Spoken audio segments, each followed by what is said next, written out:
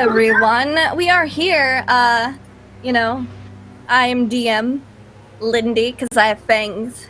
Will Jones doesn't have fangs. That's how you can tell us apart. So yeah, we are here. We are ready to play Vampire the Masquerade 5th edition. So we're going to be going around and saying who we are and who we are playing this evening. Let's go straight to my... Which way is this? My right? My left? This way. Straight to Anais. Christina, who are you and who are you playing tonight? How are you doing? My eye hurts really bad. I can't wear makeup because it's swollen. So I'm not super emo. I'm just working with it. But yeah, my name's Christina Ariel, and I will be playing Anais. And she is a toreador, glamour, beauty queen, murderer. Yeah, there's been a lot of murder from Anais. It's gonna make things real interesting. It's who I am as a person. I understand that completely.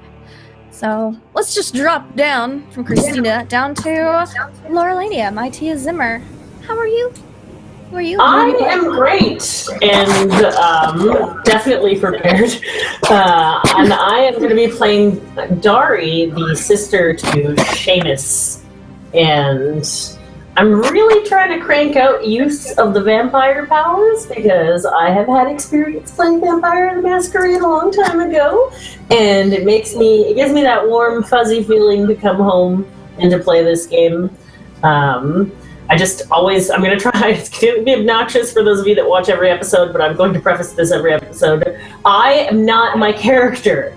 The things that Dari does are not in any way reflective of how I think or how I feel as a person. Vampire can be an incredibly dark game, and just exploring the role playing of that. And I love you all equally, except for me. Excellent.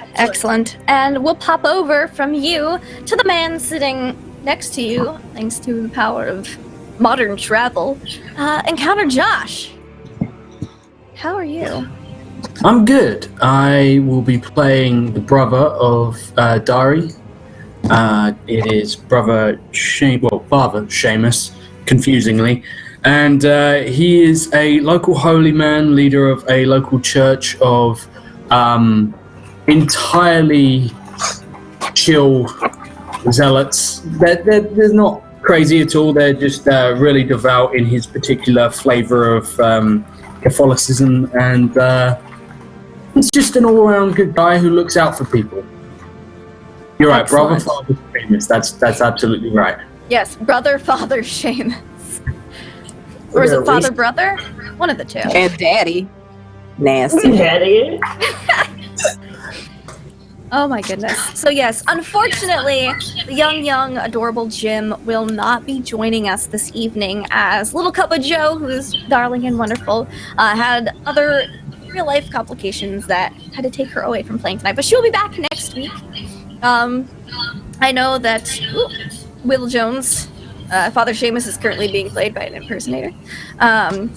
Will Jones may or may not be joining us, depending on how stuff with his immigration lawyer goes. So I'm just going to remind you all fun, awesome ways in which you, audience, can interact with today's game. First of all, retweets. When we hit 20 retweets, there will be a viewer decision, which is always a lot of fun. That's why we're dealing with the plague right now, guys. So, there's always that. Also, every 10 subscribers we get, there's another viewer decision. Yeah, Jim's Pig's still on the stream, so he's there in spirit. Also, you can donate. Check the info below for Nat 20s, Nat 1s, wild magic surges, advantages, disadvantages, magical items, all that sort of fun and wonderful stuff to affect these fantastic, charming, somewhat humane vampires with us. So, There's all that. No. So I said somewhat humane. Somewhat. A little bit. We're the bad guys, people. But yeah, they're not particularly nice. Jim is the sweet cinnamon bun, and he is not here tonight. So, it could be interesting. Sweet cinnamon bun. He's the sweet cinnamon bun. At least in my mind. We miss you, Cup of Joe. So we are going to get right back to where we left off. We left off with Anais and Ichabod down by the river. However, I don't think, because I was gonna have y'all meet up and walk back to the group, but Ichabod's not here, so he's just kind of doing his own crazy thing right now. Who knows what he's doing? But Just disappeared into the night. Something. Maybe he went back to the orphanage to creep on some more kids. Who knows? Who knows with that one? But we are going to get back to... I might get my notebook because I'm so prepared. We're going to get back to where we left off with Father Seamus, Dari, Jim, who's going to be NPC'd by me right now, and Chad. Wonderful, wonderful Chadwick. Y'all were heading off to a house of voodoo to try to find out more information about this plague. As you noticed, none of the practitioners of voodoo were being affected by it. It's last week. Oh my gosh, I should do a last week recap. Last week was kind of crazy. They did the fight club in the back of the B&B. A demon was involved. They found out the demon was possessing a body. A vampire, Bruja Justicar arrived in town as a guest of the prince. He kind of had a thing for Dari and wanted a good fight, which the demon wound up giving him. He was entertained, and thus no repercussions came to this coterie. And then they decided to investigate the plague some, close up shop a little early. Anais had a lovely time stalking her lovely Henry, killed a girl who was looking a little too close at him. And Ichabod mercy murdered a child who had the plague in an orphanage so it wouldn't spread. That's pretty much where we picked off. Oh, and they're very concerned if Jim can catch the plague because he's a thin blood. So they're not sure if he's vampire enough to fend it off, the illness. So, Christina, would Anais head back to the B&B after dumping the body in the river? Yes, because she needs to clean herself up. She can't be seen like this. Okay.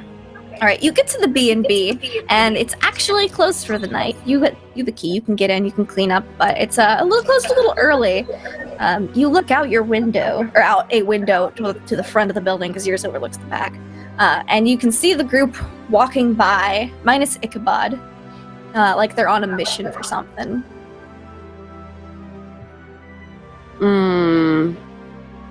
Like I said, I go about my business and go take a shower and clean up, or take a bath and clean up. You would have been cleaned up by this point, because your business didn't take as long as all their running around investigating did. So okay, you're then cleaned I'll up go and you down look out and and you see join them. Okay. I'll go down and figure out what's going on. Get caught up. All right. So, Anais, you go downstairs, and you meet up with Father Seamus, Dari, Chad, and a very quiet Jim. He's had a bit to drink, and alcohol can actually affect him, so he's a little like quiet and woozy. You good? Oh, yeah. I'm good. Just had a bit too much to drink, so. Dari, would you like to fill me in on your evening? Looks like you've been up to something. He smiles in that kind of me way. I would never. Before kind of waltzing up a little bit closer. We had someone quite important come by the bar, someone that I wasn't expecting, and he took a little bit of a fancy to me. Someone who claims that he's friends with, well, one of the nobles of the area. I say, not really wanting to say vampire prince out loud, depending on where we are. Mm-hmm. Really? Yes. And that was quite exciting. Our Tony friend, I don't know if he'll be coming around that much anymore. What happened to Tony?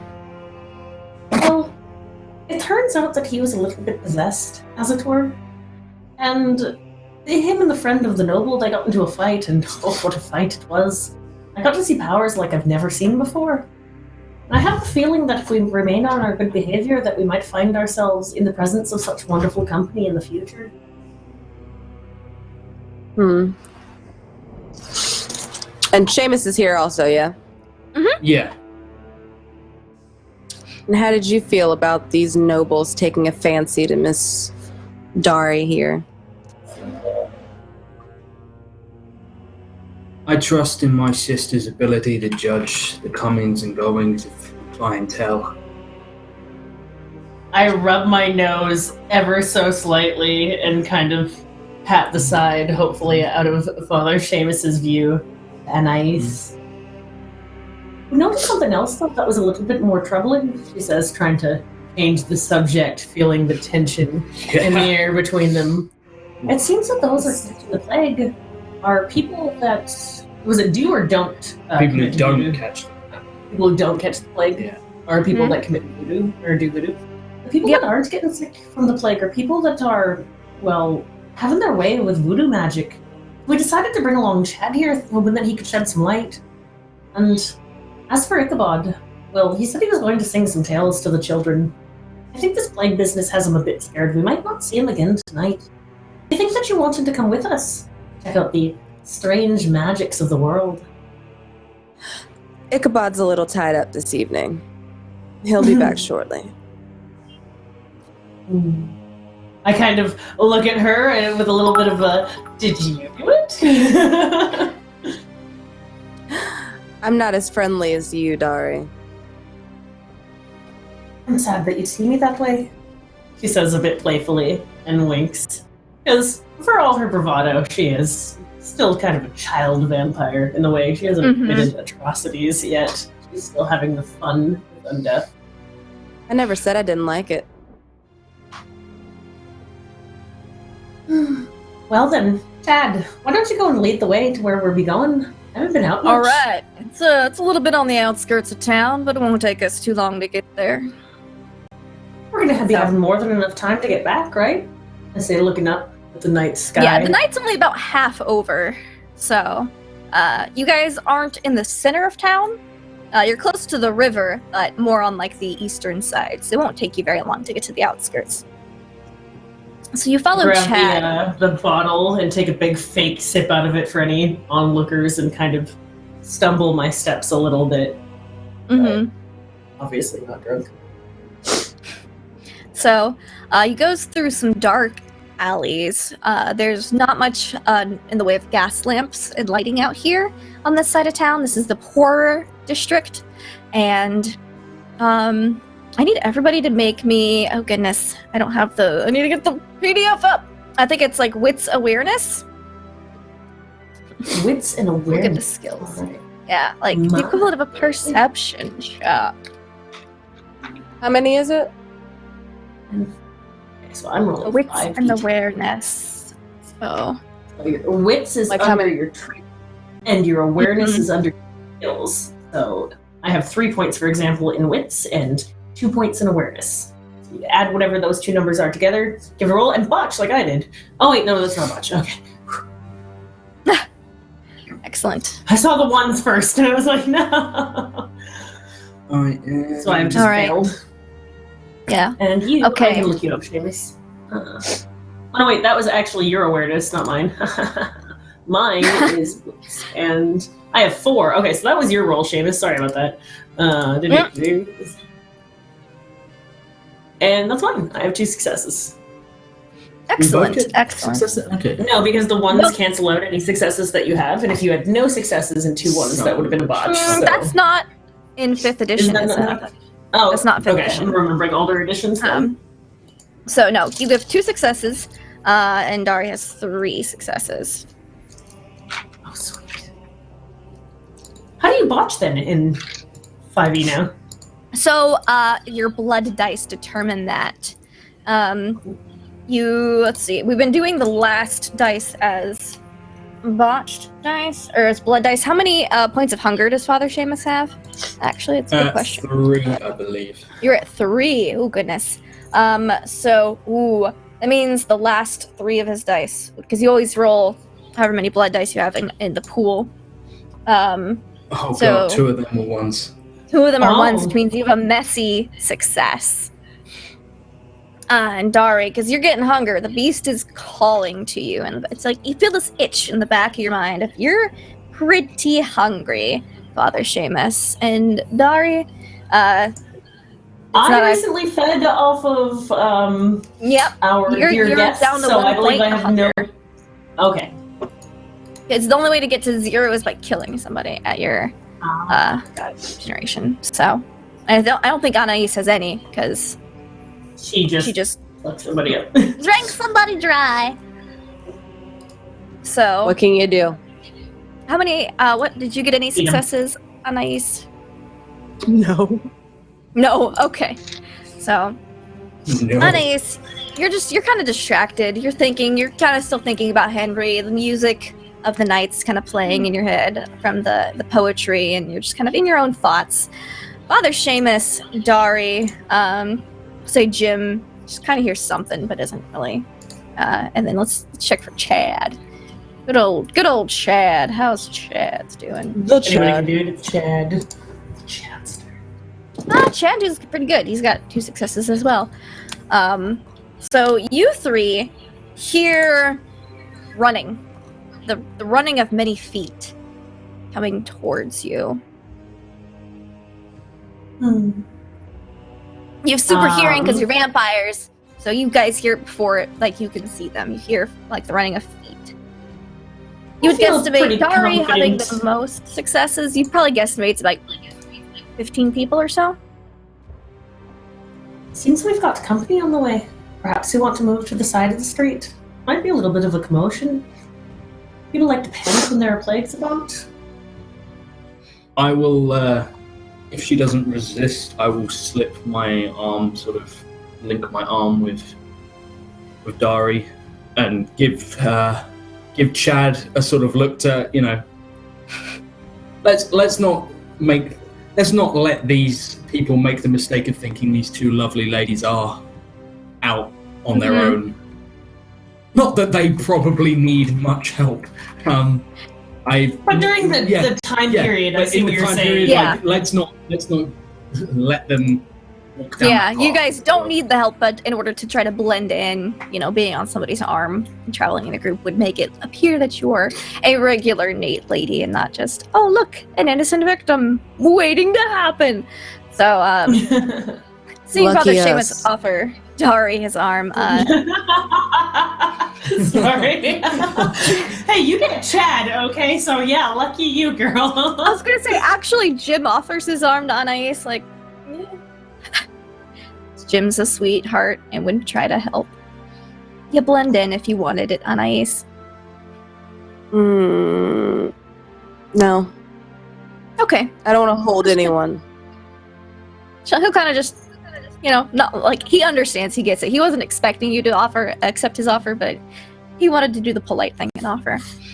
He can't walk behind me, though. He'll do that. He'll do that then. So You're welcome. crit success for Dari. Awesome. You guys see the people who are running up. You see 2 people running ahead of the group, and you notice that they have some of the dried skin that is split. It splits in the softer areas, you've noticed. The neck, the wrist, the inside of the elbow. And they look very pale, and they're running, and they look exhausted, and they look at you guys, and they're like, it's a mob! It's a mob! Get out of here! And they just keep running. Wait, they look like they're what? You said... There's a mob, get out of here. Oh. So... They look like they're infected. They're bleeding from the neck and the wrist. That's where the rash typically takes place, because it splits this. It like dries the skin and stretches it out. Which in the thicker. Sorry, I thought you meant like they'd been bitten. No. No. Like, Shit. okay. Never mind. No, it's where the rash takes place. That the rash makes it dry and splits it, but it splits it in the soft areas because it's harder to. It just kind of gets scabby in the other areas of skin. So they're bleeding from the neck. To hide in an alley, putting a hand on my pistol and kind of backing up, and I'd like to take you with me, because if it's a mob means fire. Yeah. Fire and torches, and I am not about You that guys life. see the light starting to come up from around the corner, and you see like shadows of people with knives out, like table legs, and torches, and you hear them. Get him! Get him, the vampires! I'm definitely hiding now, if at all possible. And so you see, and they're like, and you like, there's like a person in the front. It's a larger man. He looks like a bit of a redneck. He looks like he's kind of not from inside of the town. He's like, this ain't no plague. There's a vampire infestation. Why else would they be bleeding from them areas? Why else would they be so pale? Why else would all these corpses? And they're like, yeah, and they're like, the mob is following people who are running away. Can I make a dex stealth check to fucking hide? Yeah, you would all have the opportunity to stealth if you so wish. Before they fully come around the corner. 2 and 3 d10. Why else would they all be up at night? All hours of the night. No one else stays awake at night. All sleep during the day. Ain't right. Ain't natural. You got 2 successes. I have 2 successes. Is anyone else hiding behind anything, ducking into a different alley? I think honestly, I will try, but can we not split up? But can I make sure that if I fuck this up, I'm not going to give Dari away, and I'm you can dash out like a different alley. Road, so one's hiding on one side, one's hiding on the other? No, I was thinking, you took us down an alleyway. I'm going to hide near the mouth of the alleyway. Okay. This is oh, hello. Well, you're the brawl, I'm the ring, I was gonna say, this is a fucking murder. This is a murder hole. I'm okay with this. Okay. Anais, Jim, Chad? Where you guys Yeah, going? Jim is trying to hide with Chad. Let me look. I don't think I have Jim's character sheet, but I'm just gonna guess. Just gonna give him 3 dice, because he's got a something in dex. He's pretty dexterous. Jim does not do a very good job of hiding. He's also the most human amongst us. He is also the most human. Chad's really good at hiding. So, Chad kind of like just grabs Jim and yanks him back into an alleyway. What does Anais do? She hiding as well? Yeah, I'm just like walking slowly and casually, just kind of like pretending I have no idea what's going on. Just like, okay, like appalled at everything that's happening around. Okay. You're nonchalantly walking. Everyone else is like ducked into an alleyway, and you see the mob come around the corner. They have plenty of torches with them, and they're like, "You're gonna help us stop this infestation in our city?" I would absolutely love to. I'm so terrified. I don't. What's happening? Why is everyone getting hurt? You see like a lady coming out. She has a torch and she's coming towards you. She's like, "Here, take my torch and we can go chase after them vagrants." Oh, I'm so sorry. I'm terrified of fire. May I just walk with you closely? All right. She's like, terrified of fires. What keeps us safe at night? But sure. And she's gonna kind of put her arm around you, like with a shawl.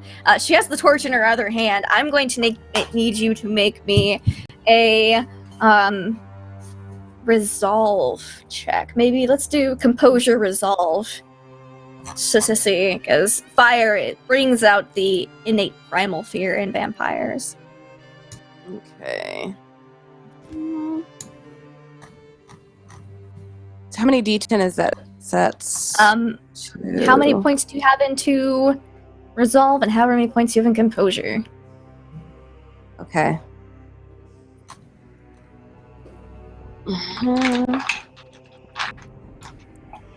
Where you at, mother liquor?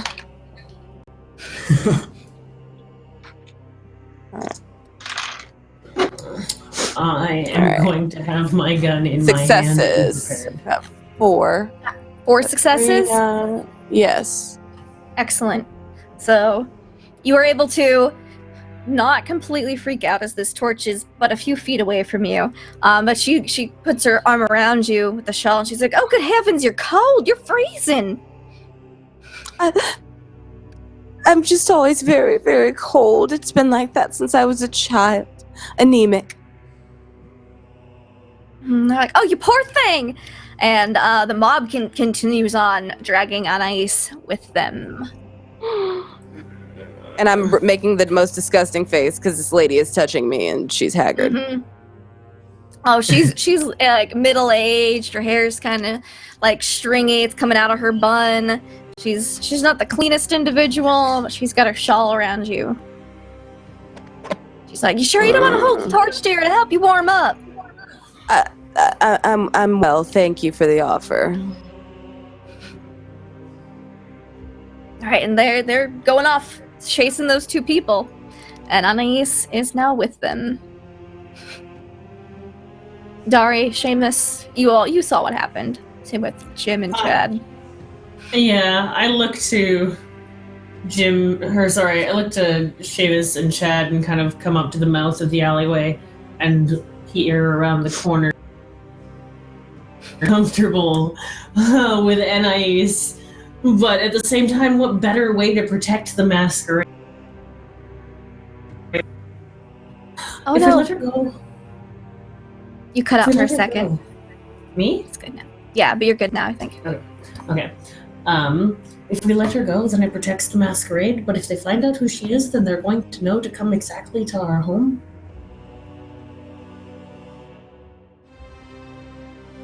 I think the best thing that we can do to get this plague and all of this fear of vampires out is to go and continue what we were doing anyways.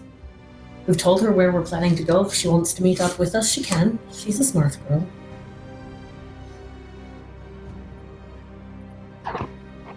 The street.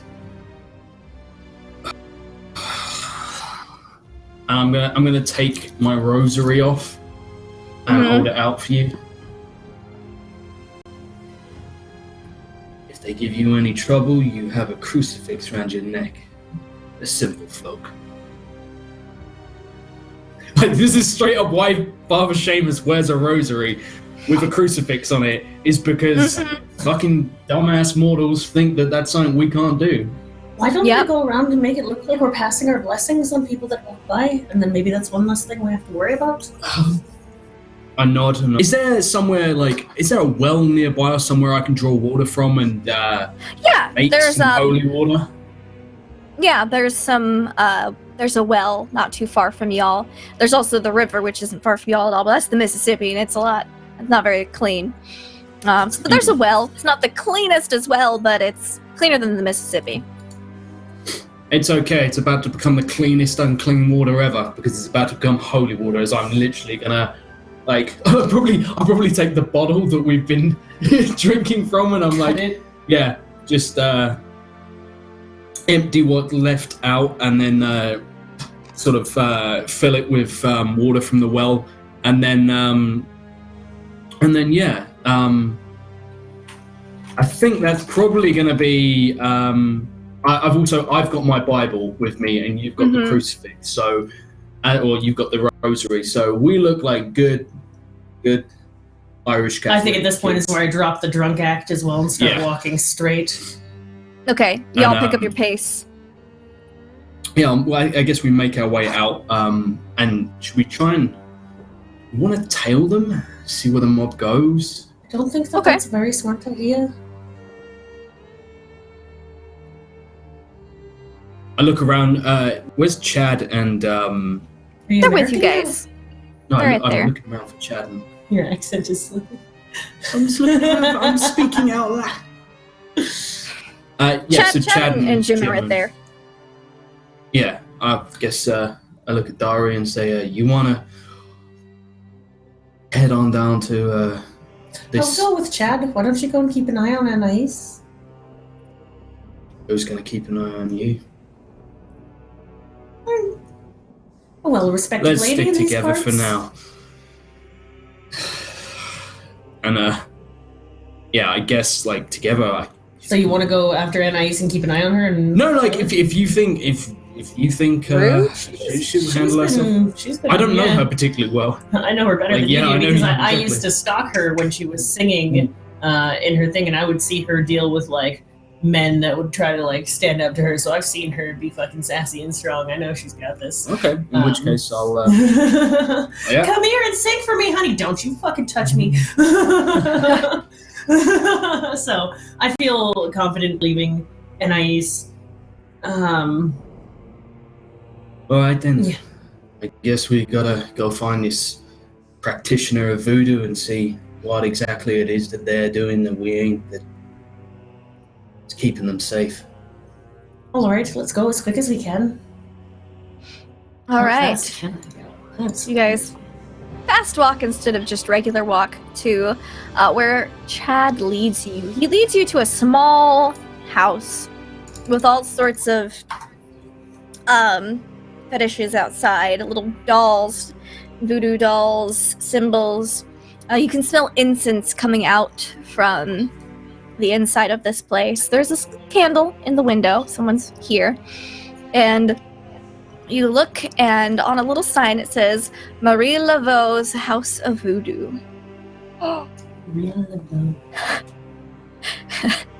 Christina knows. Could I make an occult roll here? Yes, you may. Would that be a intelligence occult by chance? Let me see.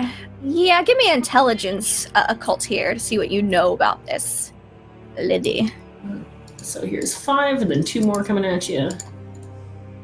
So that's 1, 2, 3, 4 successes. Wait, 3. Can I make a shittier roll? Which is also intelligence in the code, but I'm not quite as... my sister's the one out of the two of us that does all the spooky shit when it comes to that. Mine is just 4. 2 successes.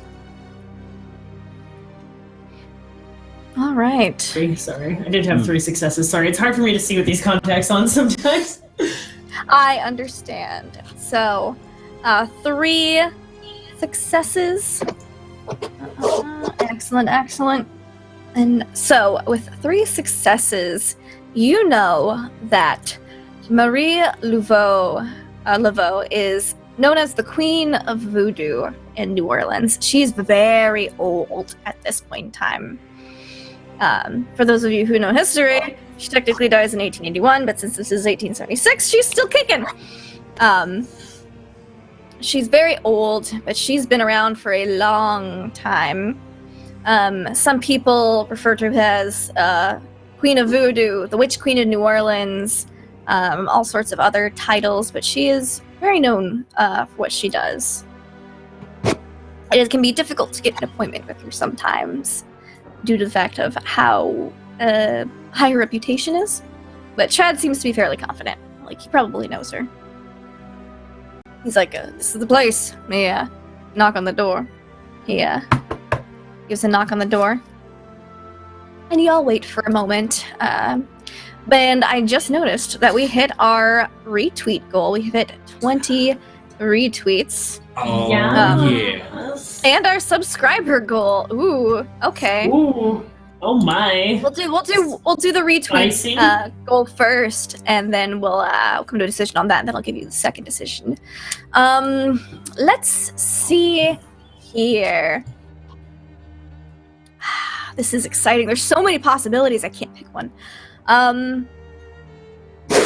What? Endless like our lives. I know. It's just so great. Of course Chad knows her. Chad obviously knows her. So, what cursed item do the players find? Let's go with that. What cursed item do they find? It's going to be BB right beneath this line in chat. Cursed item. Why couldn't it be happy fun item of like... You're dealing with McDonald's. voodoo. Happy fun item, never-ending font of blood. A finger of cane. Never-ending font of blood. Like Saint's Excellent, fingers, excellent. but worse in every way. Okay, so this will be a straw poll in a minute. But the door, you eventually hear who is it? And he's like, it's Chadwick.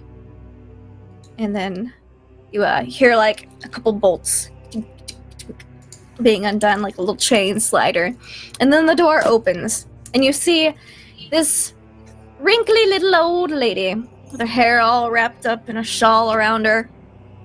She stands fairly upright despite her age, and she says, "Who'll be all your friends with you?" Yeah, like, "Oh, these are close associates of mine. Don't worry, they're trustworthy." This is Dari, Father Seamus, and Jim. And she's like, "Well, be the witching hour, so get inside. I'll make some tea." And she I will. welcomes you. I'll walk in. I will hide the rosary. I was about to sort of reach over and tuck it away just because no, I was like. I'm on it. I Yeah. probably would have done so when he started knocking on the door, if it's okay to retcon that. Just, and have my harlot's necklace out instead. Okay. Yeah, you tuck it in. She doesn't seem to notice it. You all walk into her home? Or you two, rather? Because Jim walks in with Chad. The power. You guys sit down. This house is filled with all sorts of trinkets, skulls, crystals, incense, unlit incense, just herbs. There's like a mortar and pestle. She kind of like throws some herbs into the mortar and pestle, grinds them up, puts them in a teapot, adds in some tea, and sets it on some coals that are on the fire. It's not a full fire because it's so late, but there are some coals still on from earlier in the night. And there's a few chairs. They're all mismatched. There's like a wooden stool. There's more of like an armchair. There's a bench. There's a fainting couch in the corner. It's very offset. Where you also have a seat. You sit down. You stand it up. What do you all do inside them?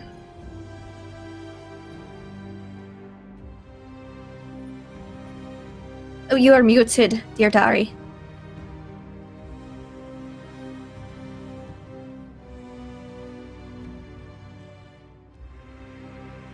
Apparently the curse was they walk into the voodoo hut and they lose their voice.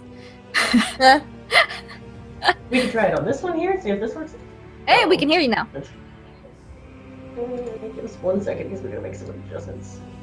No problemo. She finishes making the tea. It Test. heats up very quickly, and she pours everyone a small cup. All the cups are mismatched with saucers. But she presents you each with a warm cup of tea. It smells very herbal, but you know there's actual tea in there as well. Apparently, it gives a very calming, soothing sense. And this is my brother Seamus. Chad, I know that you're already acquainted with, and my friend Jim. Thank you for inviting us into your home so very, very late. We had something that we wanted to discuss with you. All right. Get on with it then. It seems as though the people that are practicing the voodoo magic are immune to the plague. Is that something that you're knowing anything about? The plague. I've been hearing about this. I do not get out of my home as much as I used to. She kind of gets a crystal ball and she looks into it. Although I be suspecting that it's not actually a plague. What do you mean? I suspect Some it's sort a of foul curse. magic? Curse that And be what do we running need around. to do to lift this curse? I've sensed the curse in the air. What symptoms do these plague people be having? Unfortunately, I'm not much of a doctor myself, but it looks everything like the plague. They've got the bulbous sores and they're bleeding, they're cracked and dry. And I look to Chad and Seamus and Jim to see if they can add anything else. I've had 2 opportunities to study the bodies in the plague cart. Mm-hmm. Can I make some kind of roll to sort of describe this accurately, like any strange details before we go with sort of like the final nail in the coffin of there's no voodoo practitioner? Sure, Isn't it? I'll allow you to make one more like intelligence medicine check to see. So that would just be straight intelligence for me. Okay, make me a straight intelligence check, mister.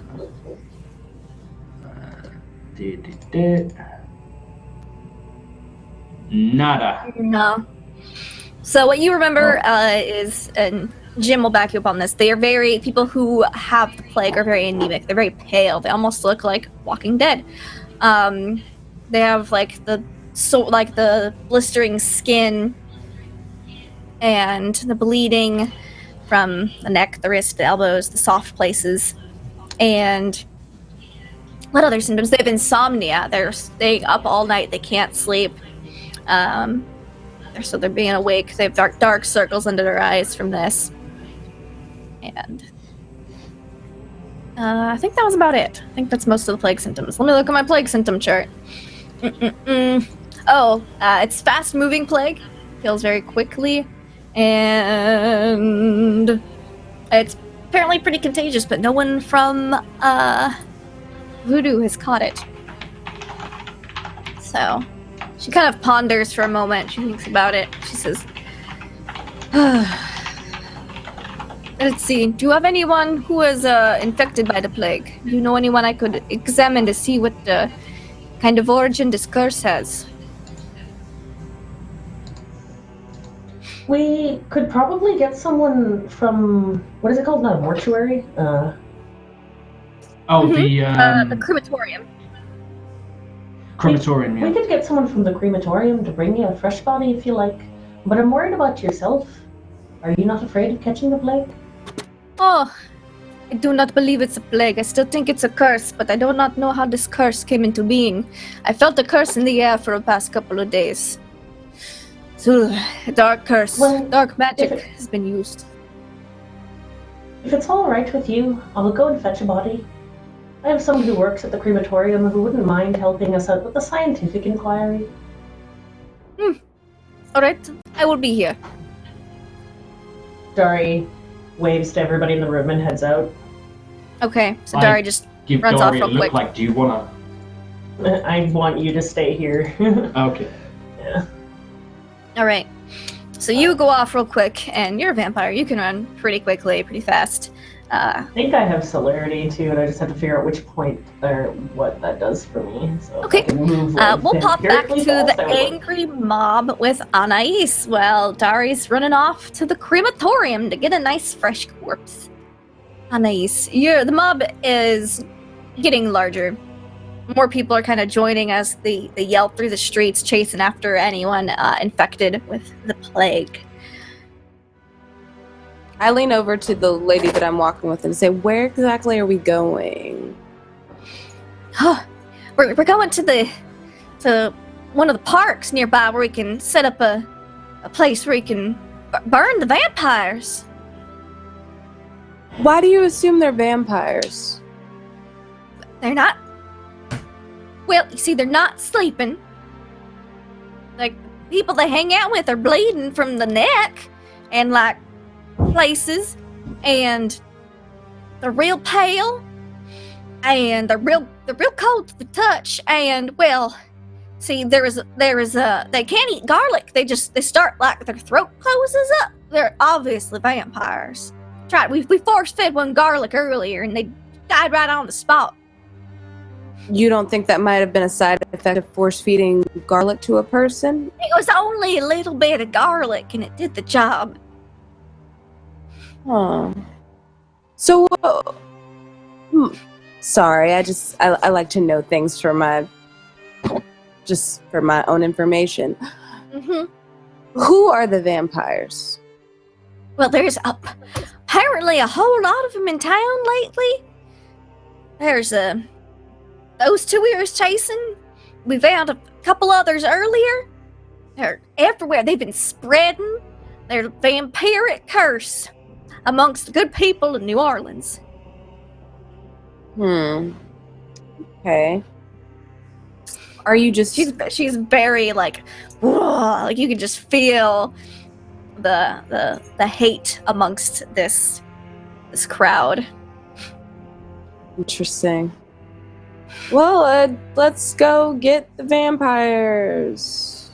Yeah, and she just kind of falls. You see some people are like have like wooden stakes that they're like whittling as they walk down towards the area, and like women are putting on strings of garlic around their necks, draping them around their shoulders. She says, "Would you like some for protection?" She holds up a string of garlic. I'll take one. I don't like the smell. Well, it's what keeps vampires away. And she like Oh, hands you sure. Sure it does. People are idiots. So, yeah, they're dumb, foolish mortals who don't know anything about vampires, but have assumed that this isn't a plague, but rather a vampire infestation. So you're surrounded. The swamp gets bigger. Yeah, it moves on. It was about a dozen when you were here, when you first joined in. Now it's about 3 to 4 dozen people, all marching towards a small park.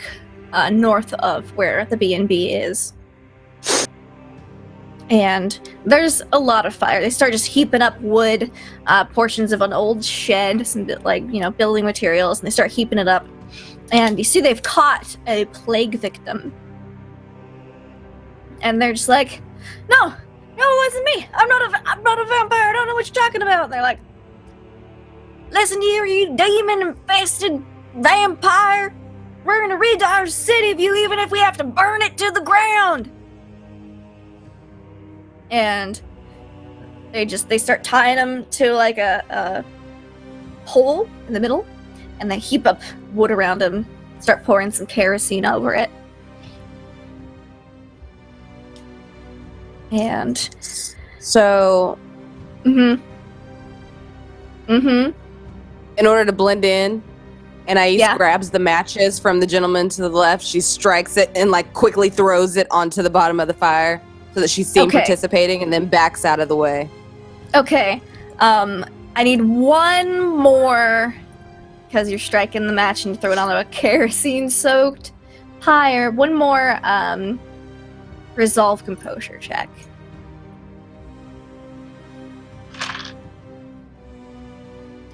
Two successes.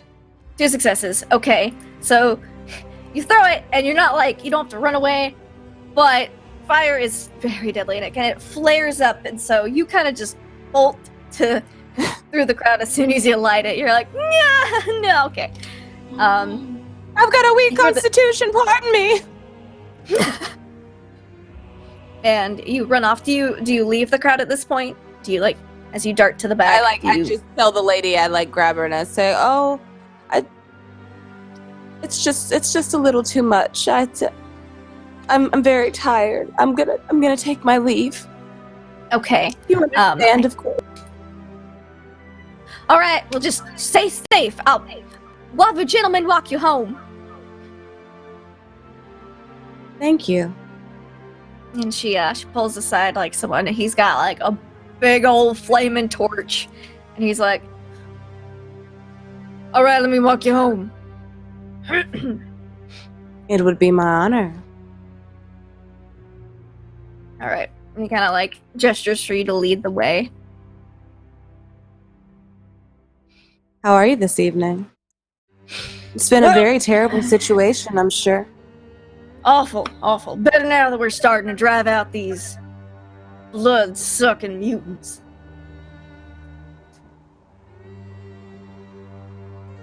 Well, surely they aren't all bad. They eat people. Of course they're bad. They're awful. Oh, we're so lucky we have such strong, strapping men to take care of us. Kind of just nods, yeah. He knows it. He's Thank you not for a walking great me. dude.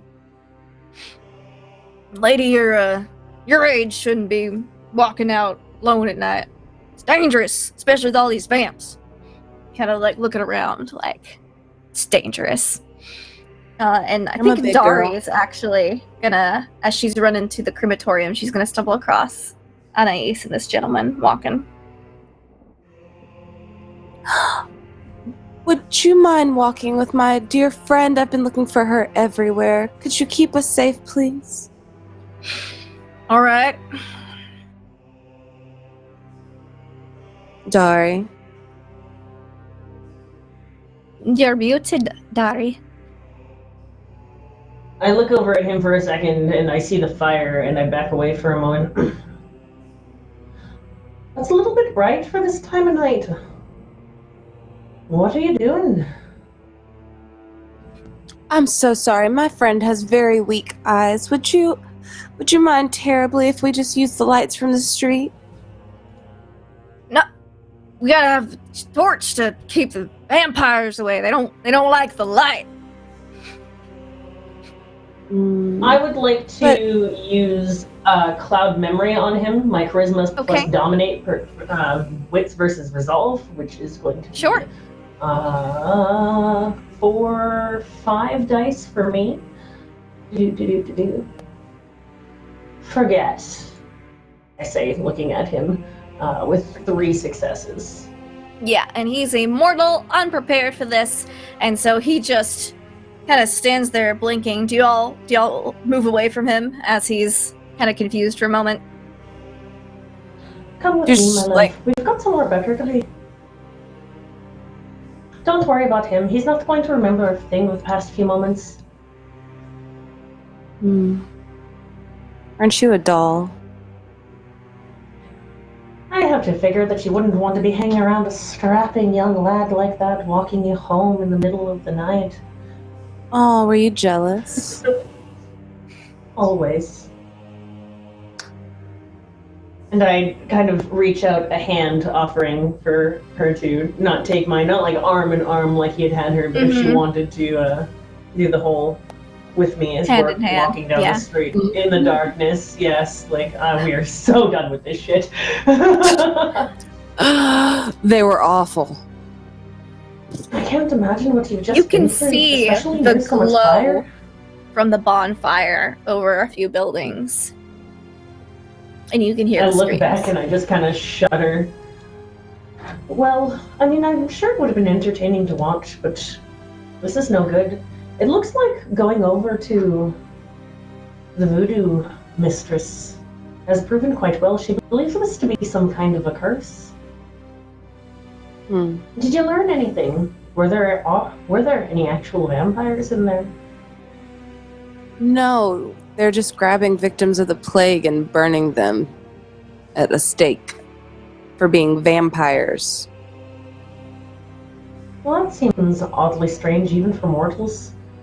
But I suppose with so much death around them, maybe they're trying to make sense of it. Don't you think it's a little suspicious that this curse happens and all of a sudden they believe there's vampires? I think that it is a little bit suspicious. It might have something to do with that young noble coming into town as well. Perhaps there's another coterie about, I think we should be on our best behavior when it comes to keeping up the masquerade. I'll do my best. But I am a little exhilarated from the evening. I'm enjoying this walk with you. It's nice to be able to take some time just us girls. That's not how we usually spend our time. You have to be careful. You don't want to be making Father Seamus jealous. I assure you the last thing I'm afraid of is Father Seamus. Yeah, I know that you're not afraid of anything. I spent many days watching you, even as a mortal. Woe is the person that crosses you, Miss Anais. I have standards. Find that mine, with the exception of yourself, of course, are slipping. Sometimes it seems a little bit too easy to dance the dance of the night and get caught up in these mortal affairs. How far away are we from... You are just actually arriving as you finish your conversation at the crematorium. You see that there are light. There's a little bit of light coming from the inside. There's basically a single candle in the window, which signifies that Gustav is open for business. So you do that and you hear a knock on the door before pushing in. From the other side. You walk What inside. Are you doing? It's not often you go inside the crematorium. Usually Gustav is outside doing his work. And but you see him inside. He has If this is called Cthulhu, you'd need a sanity check. Inside, he has kind of taken some of the plague victims and sat them all around a table, and has like a teapot on the table and teacups in front of all of them. And he is standing behind one of them, and he "Ah, guten Abend, mein Fraulein." And he waves with the plague victim's hand. I wave and I take the dead body of a lady nearest me and I kiss her hand gently before putting it back down. Mm-hmm. You of course remembering my dear friend Anais. I was wondering if we might borrow one of these bodies, and I reach into my pocket and I take out a stack of bills and I hand it to him. My character being but we are just in the famously middle wealthy. of a party. This is a very busy night, but I suppose. If you owe me, It's so hard. Well, let's say you owe me a favor for throwing this wunderbar tea party. Unless you would like to stay for the tea party? Yeah? You're having a good And time? look, The teapot's filled with blood and he's just pouring, glasses. I'm not really one for blood that isn't directly from vampires and their Yeah. beating hearts. Kind of stale blood to me is like cold leftovers, and I look at it. I thank you for your kind invitation, and I know that you've been having a lot of fun with the plague victims, but I don't think it's a plague. I think it's a curse. And now they're out hunting vampires, and that just will not do. That sounds entertaining. Perhaps I shall go out into the night and watch them hunt the vampires. Well, nice. He's already had to bear witness to it. There's a bonfire not too far away. I'm sure if he brought some bodies to throw it onto the fire, the mortals would love it. They've gotten themselves all twisted up. I lit the Well, first match. Fire is I not look at you my just favorite. mortified that you had to be so close to fire, and I clutch onto your arm for a second and then just kind of let go, knowing that you're not all about fear mongering. But I literally Dari grab the has side of her very- face and lick it. No. It's not good to be showing public displays of affection in front of our party guests. He just I'm has sure his our pinky ways. up and he's taking a sip of tea. Well, you may take Mrs. Johnson. She has not been very participating in this tea party, and she points to a lady who's she's dead, but she's got a bonnet on and an old dress. She appears to have been a woman in her mid to late 40s. Would you mind if we borrowed one of your plague carts? Well, I suppose that would not be too much of an issue. I have zwei, so yeah, you may borrow one, but I need it returned before morning. I have much work to do. And you see, he steps aside, and you look into the room behind him, and it's just there's all sorts of other plague victims next to the big furnace that the crematorium has. There's too many bodies. We were just stopping for a bit of tea before we continued our work. It was so very noble of you. It's nice that you take time to get to know the people. I say, ruffling the hair of one of the dead bodies, kind of moving its dead head. You do back that, and and forth. your head just goes Maybe. onto the table. I pick it up and drop it. Pick it up and drop it. Pick it up and drop it. That's my thing he's now. dead. I'm sorry. yes. I can't help myself. Herr Simmons is quite the life of the party. All right. I'll go and get the cart and begin moving the body to the best of my ability. All right. So you load Mrs. Johnson into the cart and head off. You hear the sound of Gustav just cackling behind you as you leave. He didn't even bother to really close the door behind him. Malkavians, am I right? I was just going to say, him and Ichabod must get along famously well. I can't imagine the two of them in the same room having a conversation. Oh no, he's not a Malkavian. He's a Tremere, but he's still a little crazy. He's a little fucked up. He just he does his own thing. There's another Malkavian running around though. but you haven't met him yet. So you guys walk back. Can't just be dropping And- bombs like that. Yeah, he's a Tremere. So he doesn't seem very concerned by your mentioning curse. He's like, oh, interesting. Oh, that sounds fun. Maybe I'll look into it myself. You guys quickly cart back to the House of Voodoo, Marie Laveau's House of Voodoo.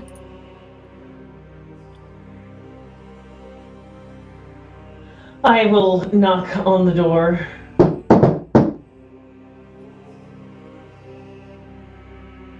Yeah, you hear a come in. And we're gonna Open pop the back door. before you fully enter. Father Seamus, while you're waiting inside with Chadwick and Jim actually does have a little bit of tea. Because he can. And Chad has his tea. Jim actually will pour your teacup into his real quick when Marie isn't looking. Make it look like you've had your tea. And while you're in there, there's a specific hand mirror that just keeps catching your eye. I guess, after a few moments, I'm not standing, I'm sort of waiting for my sister. I am very impatient. There's a mob of people out there hunting vampires, and I know how naive and stupid the general masses can be, and I'm just sort of, I guess, probably pacing around, sort of drumming my fingers, and finally I'll sort of gravitate towards it, and just, can I appraise it? Can I see, what is it? What does it look like? What kind of vibe do I get from it? Okay, so as you're looking at this hand mirror, you kind of pick it up. It appears to be very, very, very old. It's not even like it's like a silver. It's like very fine polished silver. It's appears to have been polished fairly recently, or maybe it's just held its shine really well. But it has the border and trim is almost Egyptian in style, from what artifacts that have come out from there. I think, but before I actually pick it up, I turn and look at our host and say, "Do you mind if I?" And I sort of gesture to it. Oh, feel free to look at whatever you like. And yeah, I'll pick it up and sort of appraise it. And I think after a few moments, sort of contemplates and thinks, there's probably something that my sister would very much enjoy. She loves the odd, the obscure, the strange. And it's as you are beautiful mirror that shows her beauty. So as you're holding it, it's almost like when you look in at your reflection, it's almost as if it was your reflection before you were embraced.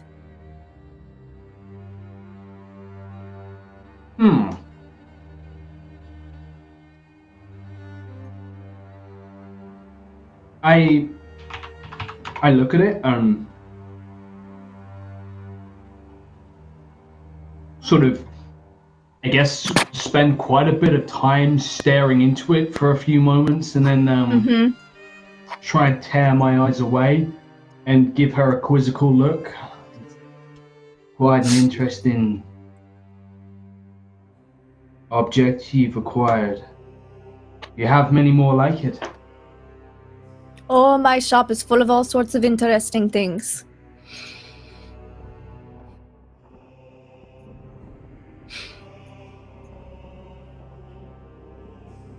Do you mind, how much would it cost? Something like this. She kind of looks at you for a minute. That old thing. I'd be willing to let it go for a favor. And what kind of favor would that be? Oh, I don't know From yet. someone as... I don't have anything that needs doing right now. I'm not as young as I used to be. I can't be getting out and getting all the things I need as well as I used to.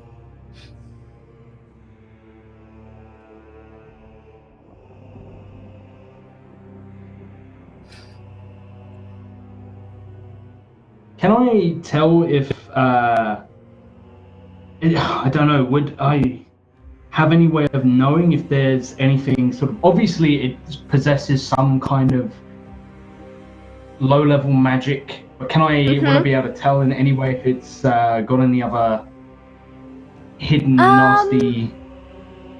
Give me an intelligence occult roll.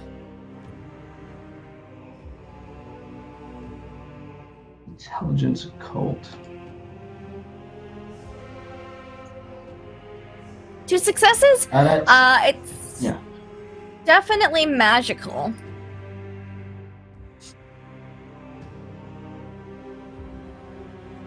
I think I'll put it down for now, but I'll keep that in mind because I know You're not quite someone sure who what might- kind of magic, but it's definitely enchanted with something, because that reflection was not what you were expecting. And I suppose I'll say something you've had in your possession for a little while now. I've had it for some time. And what uses have you found for it? When I gazed into it and saw my reflection, it wasn't me that I saw. Not anymore. The mirror shows different things at different times.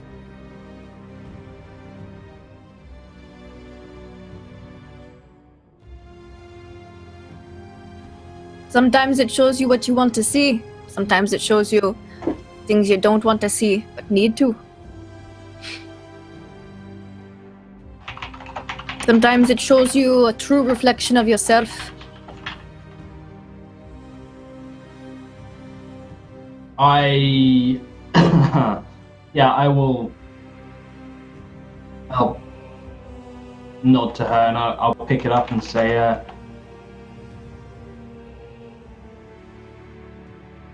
very well. I'll take it in exchange for a favor. She kind of just nods and she'll have another sip of her tea. And by this point, I'd say that Dari and Anais come back with the dead person cart. I can't think of the name. The hearse. The dead Cart person. hearse. The plague The plague cart. Yeah. Yeah. Like Um, the plague so cart. knock That's on the it. door. Bring out your dead. I say exactly that as I come inside. Bring out your dead. She kind of like, she slowly stands up. She's I go to help her if she Okay. needs it, since she is so elderly.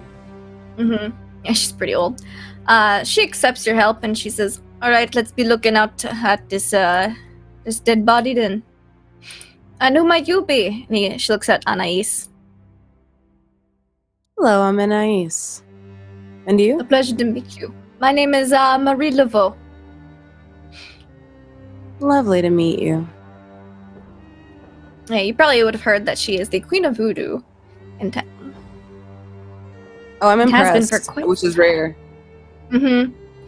She walks out to the cart and she pulls out a handkerchief and uses it to cover her hand, even though she's not particularly worried about catching the plague because she's very relaxed. You see, she just doesn't want to spread anything around unnecessarily. She kind of like looks in, opens the eye, looks in it, opens the mouth. She just gives it a cursory examination. Cursory. It's a curse. Yes. She gives it a cursory examination, and then she kind of shuffles it back inside. She says, "Chadwick." He's like, "Yes, ma'am. Get me 2 bundles of sage." And he's like, "Yes, ma'am." And he kind of like goes back inside. And he reaches up, pulls down some sage for her, and he lights it so that it's burning. Sage doesn't burn with like an open flame though. It's just kind of like incensey. Yeah, smoky. Very smoky. What? She I've comes staged my back. house a couple of times. Mm-hmm. It's very smoky. She comes back with a doll, and she like holds the sage, and she says, "You just hold that one, and I hold this one." And she has Chad put like the burning sage at the feet of the corpse, and she puts the doll on its chest, and she kind of starts the sage over the top with her hand on the doll still, and just waves it over the smudge stick over, starting at the face and just working her way down. And she's got her eyes closed as she does it. And then, when she reaches the feet, she swaps hands and she puts the sage back by the head, and then, without never making sure there's a hand on the doll at all times, she takes the smudge stick from Chad and does the reverse, starting at the feet, and works her way back up. And then she opens her eyes. She says, "Oh, this is a very strong and powerful curse. It is only going to be broken if you kill the person who cursed New Orleans." How is it that you'd be knowing that? I know things. I've been doing voodoo a long time. Longer than you've been around. I kind of bow indifferently. Is there any kind of protection you can give us against such curse? Something tells me, and she kind of looks at Chad, that you all won't be needing protection. But the young Jim, he might need some help. I can make him an amulet to protect him. I can make him not an amulet. I can make him a gree bag. Keep it in his pocket. It'll protect him from voodoo some curses. I cannot thank you enough for helping me and my friends. What kind of payment would you like? This one on the house. I owed Chadwick one. I look over at Chad and I'm like, "You sly devil." That Kind you of did. shrugs. She goes, "But I will need the young Jim to stay here while I make him his protection for the evening." I think that would be safest for everybody involved. Now we just need to go around and backtrack and find out where this awful curse started. Perhaps the best place to go and do that is to go and talk to some of the doctors or the medics in town. Be checking, she's kind of like she's kind of zoned out. She's like, be checking the poor districts.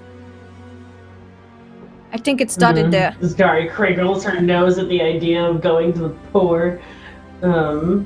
Check other Alright, places of then. voodoo. This was a very powerful curse. If Perhaps it's not very just the voodoo. powerful, Perhaps it's a sorcerer. you think that this isn't the work of somebody who still breathes the life of a mortal? There's something more. It's possible it's something more. Could be immortal. Could be some kind of sorcerer. Could be something else. But it is a very strong curse. Think of all the power that we'll gain with the noble families if you're the one to stop this curse. To stop people from hunting vampires.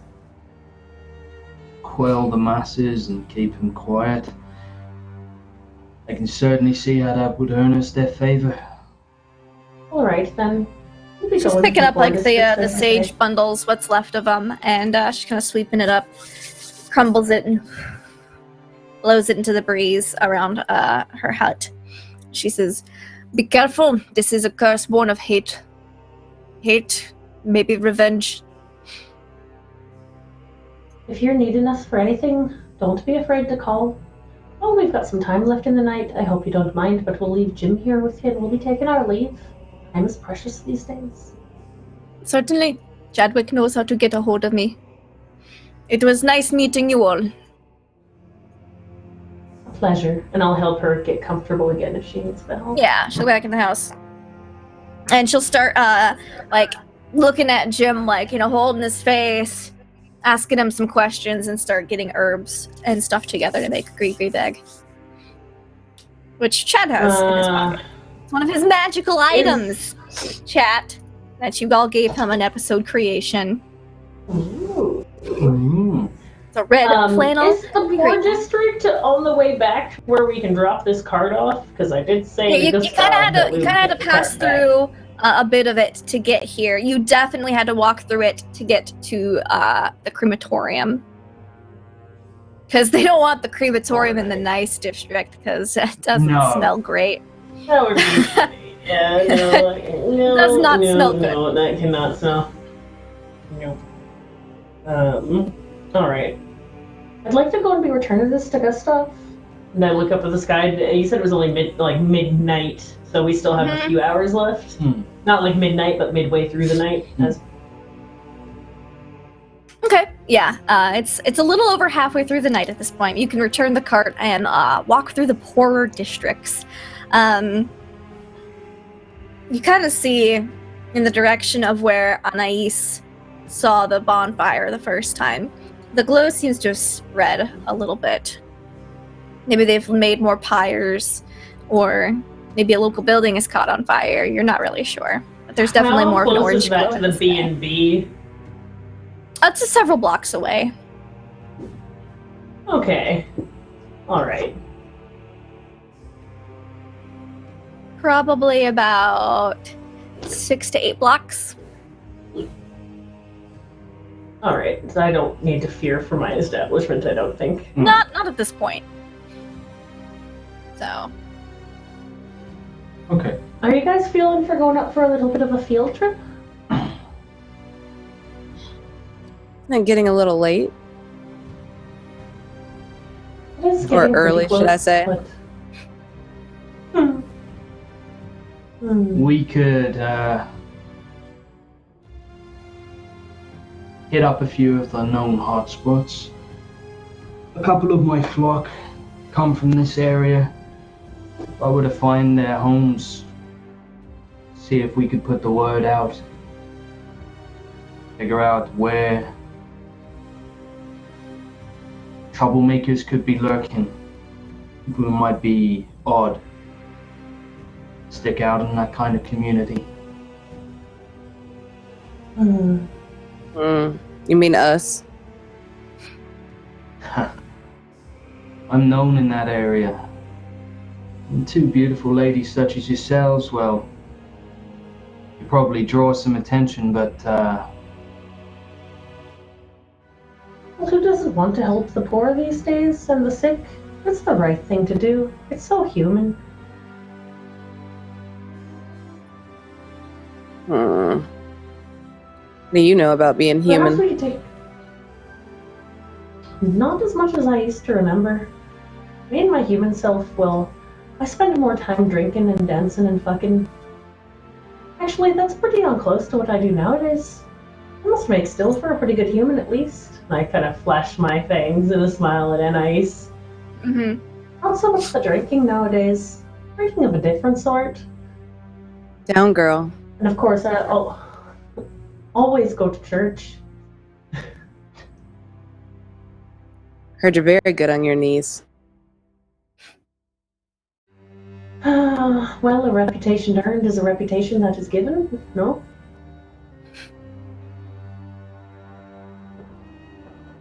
Why don't we take just a little stroll, and then head back to the B&B? Are you taking the plague cart back on your stroll? Yeah. I'll carry it. Okay. I'll push it. We'll walk behind, or I'll walk behind you at least. As you guys walk I don't back think up, that you we did should notice be- that the one of the plague carts was full of corpses, and the other one is the one that you took, one that was empty. As you walk up, you see that the life of the party, as Mr. Gustav had called him, Mr. Simmons, whose head you kind of like thumped on the table a couple times. He is hauling in some corpses from the other plague wagon and carrying them inside the crematorium. You've gotten a bit more of a party going on, do you? Inviting some more guests? Why don't I ever get these invitations? And yes, Wait, is Josh, it it's a dead Gustav person. that's carrying that? Nope, it's not Is that Gustav. Gustav? It is Mr. Simmons. Oh, Gustav is One standing of in the the dead doorway. bodies is now up Yes. and moving. Yes. That's perturbing, to say the least. Mhm.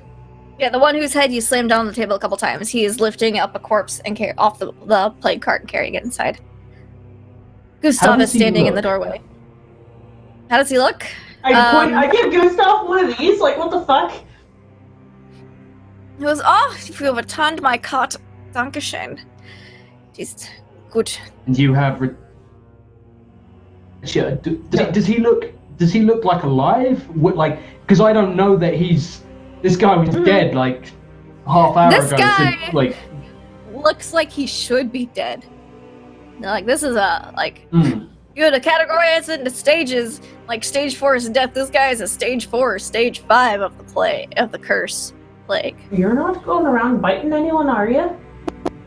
Oh, good heavens, no. This is just a bit of blood sorcery. You do not think I put the corpses in the furnace myself? No. Ridiculous. I understand. I would have broken a sweat were I mortal trying to carry this fucking cart around. It is efficiency. Yeah. I'm all about efficiency. That is why we had the tea party earlier. And you see, like, another person who came up, and you notice look inside all the... I am so glad I did not drink that shit now. I give him a disdained look as I kind of think over that fact. It's your friend. Well, alright then. Here's your cart. Do you know any other sorcerers such as yourself? As a sorcerers, I mean, yeah, but it has been some time since I've spoken with them. Most of them are back in Europe. Deutschland. It looks like we were in fact able to confirm this is some sort of witchcraft or sorcery. Oh, how exciting. Ooh. On such a level as to affect the entire city. He looks like fascinated. He's like, on such a level to be able to affect the entire city, such power. You're not going around looking for extra playmates and casting sorcery magic on mortals now, are you? No, I would. The prince would not like it if I broke the masquerade in such an obvious fashion.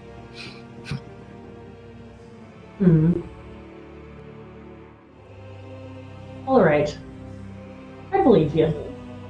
For now. There is another in town, though. There is a,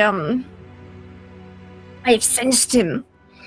I believe he is, like Ichabod. Good Ichabod. But much, much, much older. I do not know if he's involved. This is not really something I'm okay with. Well, maybe it is. It's very chaotic. Interesting.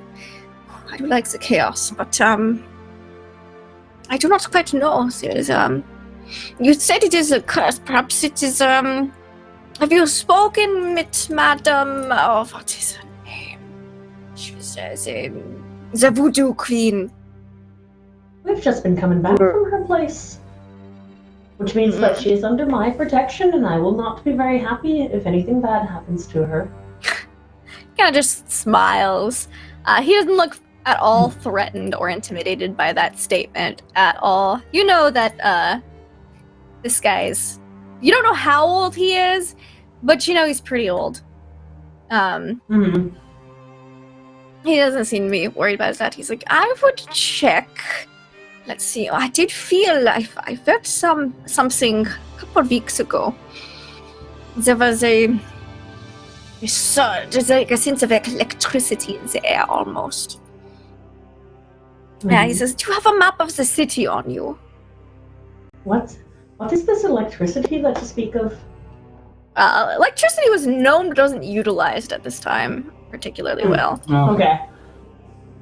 They're still experimenting, and about another 10, 20 years, New Orleans will have street lights everywhere, so. Can't wait for that. That'll be beautiful. And no more fire. Yeah. Be safer too. I will gesture to Dari because I believe you were the one who had the map. Yeah, you did have a map. Down, Okay, I will. I'll take out the map and I will hand it to you. He says, I felt it's in this general direction, and he kind of, he just like sticks his finger in, like a corpse and like uses the blood to circle an area on your map. Where is it precisely in town? You notice that the area he circled is in the, it's as you said, it's in the poor district. Do I know any of my? But it's like a certain 2-block radius. Do I know any of my flock that live in that kind of area? I think there's about 15 to 20 of them. There's about 15 to 20 of them. Give me, do you have Streetwise? I do. Give me a intelligence Streetwise check to see what you remember your flock talking about. That is 4 for myself. Okay. That's right. That's right.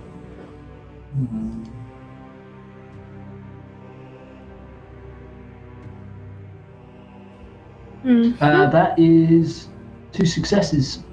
2 successes. Yes, you do know that there is a Mr. Jameson of your flock.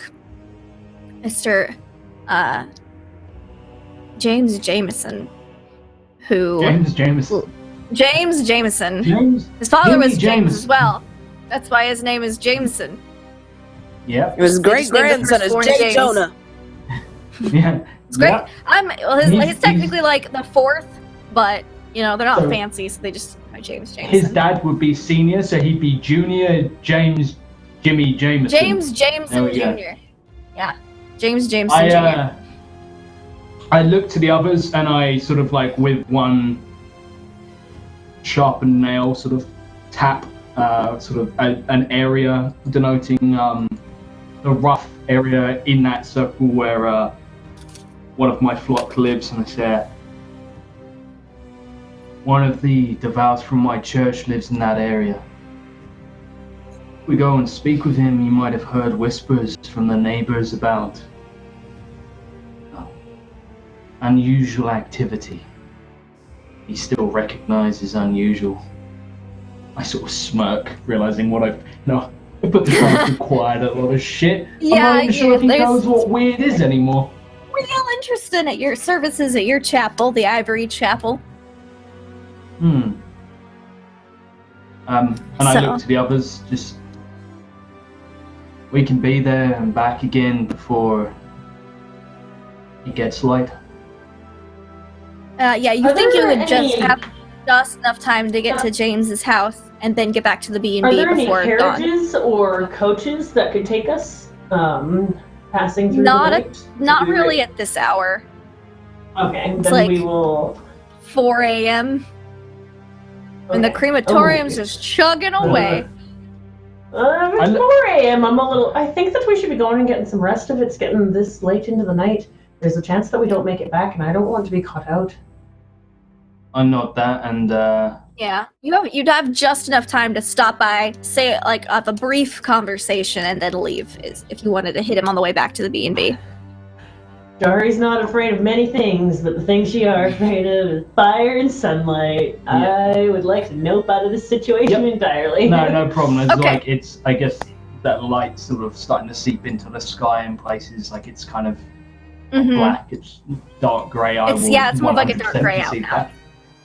Yeah. Do you guys go back to the B&B, or do you go back to the Ivory Chapel? I think that since me and I Father go- Seamus haven't been spending our nights together lately, I'd like to return with him. Yeah. I have Okay. a date with a priest. And Anais, do you go with them to the chapel, or do you return to the B&B? I go back to the B&B. Okay. I'm good. Or do you want to be bold and hit up this gentleman before you go back to the B&B? Although, he doesn't know you. He knows Father Seamus. No.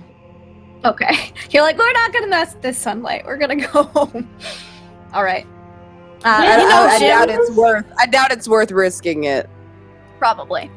You do know that Jim is even if it's dawn, you think he'll be okay coming home. Okay. Because the boy can walk in a little bit of sunlight. He's usually up pre-sunset in most days. So Okay. So you guys make it back to the B&B. Ichabod has not returned, and you know Jim is at the Marie Laveau's house of Voodoo. So, Turn up our. you guys do anything Something particular there. before you retire for the evening? I am at 3 levels of hunger. I need to eat. So, not having had a chance to have a sermon tonight, and I'm gonna go and find. I will go down into sort of the undercroft where we sleep under the chapel and find Father Elias. And is he? Yeah, I don't know if he's awake, if he's reading. I would have put like food out for him and stuff like that. And make Yeah, sure the food that, is you know, food has been eaten, and he is asleep at this point. Good. Okay, I'm glad he's fed. Keep your keep your pigs well fed. Yeah. And I will reach in and just. I probably don't actually want to disturb him. Like, I'm just going to see if I can. You're just feed gonna on try him without to him do it while waking. he's sleep. Yeah. Nick a little blood while he's sleeping. Yeah, you're probably able to do that. He's pretty tired. You're just gonna take enough. How much hunger do you want to slate? A few sips will slate 1 level of hunger. You can safely drink 2 levels of hunger, but you won't be able to feed from him for a couple days to weeks. I will take 2 from him because we might have a busy couple of days, and I can feed off other people in my flock. But Yes. he's my emergency reserve. Mm-hmm. And Yeah, also, so he's you'll- done fuck all. I don't see why he's so tired. He's done fuck all. He just sits there in the cage and He's reads. tired because he's constantly anemic. I mean, It sounds like a whole lot of his problem, Lindy. Sure. Sure. Definitely. That's totally the reason. So you slake 2 levels of hunger without disturbing him. And feel much better as you go back to sleep. The beast has been sated tonight. So, everyone gets a good day's rest. And I need some rouse checks to see how everybody's feeling the next evening. And how do rouse checks? I need you to roll a d10. Fantasy Grounds is not connecting at the moment, so we're gonna roll manually. Yep, that's totally fine. Just roll me 1d10 each. Okay, ready? Roll real dice. Oh, where's my Zoom dice? There we go. I'm gonna use my tabletop loot dice because This is tabletop my loot tabletop loot is our dice as well. sponsor for the stream. And they are I awesome. don't have any They gave me this cool. tabletop loot dice. No. Aw. They gave me a dice gel that smells like cedar. And I love Oh. it. Okay, you got. No, that wasn't your roll. Okay, this is my roll. My roll is a 3. So you are 1 level of hunger. You gain 1 level of hunger upon waking. So you're at 2 now, I believe. Mm-hmm. Okay. That's correct.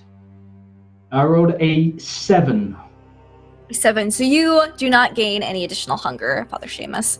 I rolled a 7 for Ichabod, so Ichabod is not at all hungrier. But I rolled a 3 for Jim. Jim is a little hungrier today, wherever they may be.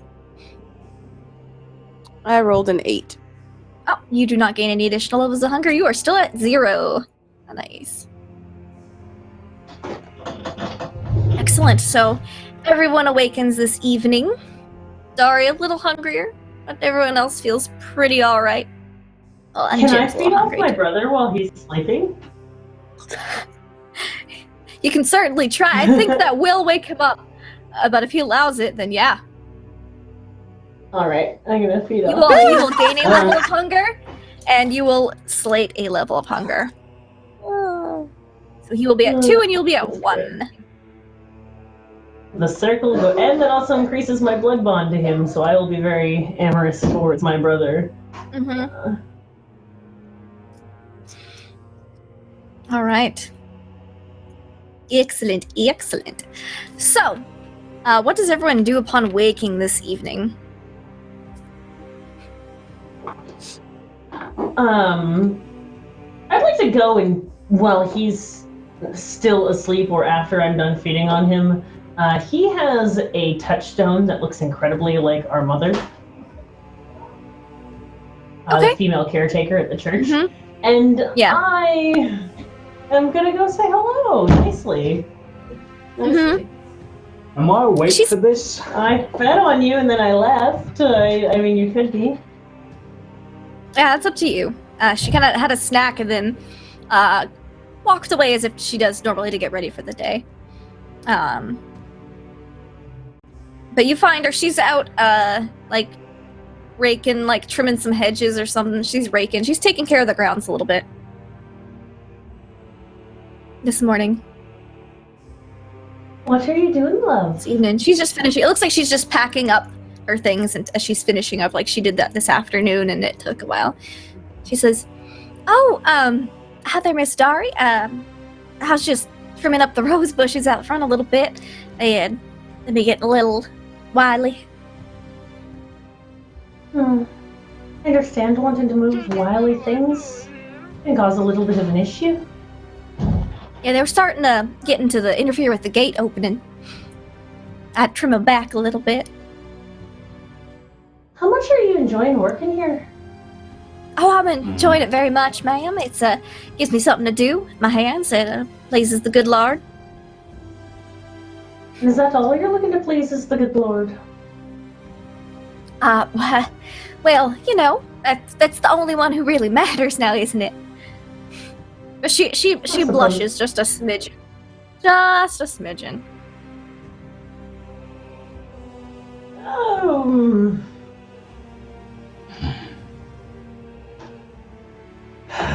I can feel my blood starting to boil as Dari kind of imagines why she might be blushing. Mm-hmm. I'm sure that a smart young girl like you must have plenty of job opportunities. It is the church that makes you want to stay so close? Well, I believe I found a calling to come serve here. The Lord did call me, and well, I used to work as a washwoman. I still do a little bit of work on the side, but I find I feel much more fulfilled when I work here. All right then, love. Tell me, is there anyone special in your life? Oh no, ma'am. Mister, perhaps? Oh no, there's You no don't exactly mister. look like a nun to me. Anyone that you might be hoping to catch the eye of? Oh well, I haven't quite, you know. She's a little flustered. She's like, "There's no mister. I've thought about settling down and getting married, but I'm just, you know, waiting for the right man to come along." Well, Can the good father walk in at this point? Like, I think come up so. from... Yeah. I think that'd be perfect timing for him to come up. I will, Oh, hello, Father Seamus, she says as you walk outstairs. She sees you coming up behind Darius' shoulder. I sort of pause for a moment, appraising the two of them having polite discourse. my hands are slightly clenched at my sides, but my face is perfection and grace. Well, it was nice to have a little chat with you. We must have some more girl time together. Oh, now, brother. sure thing.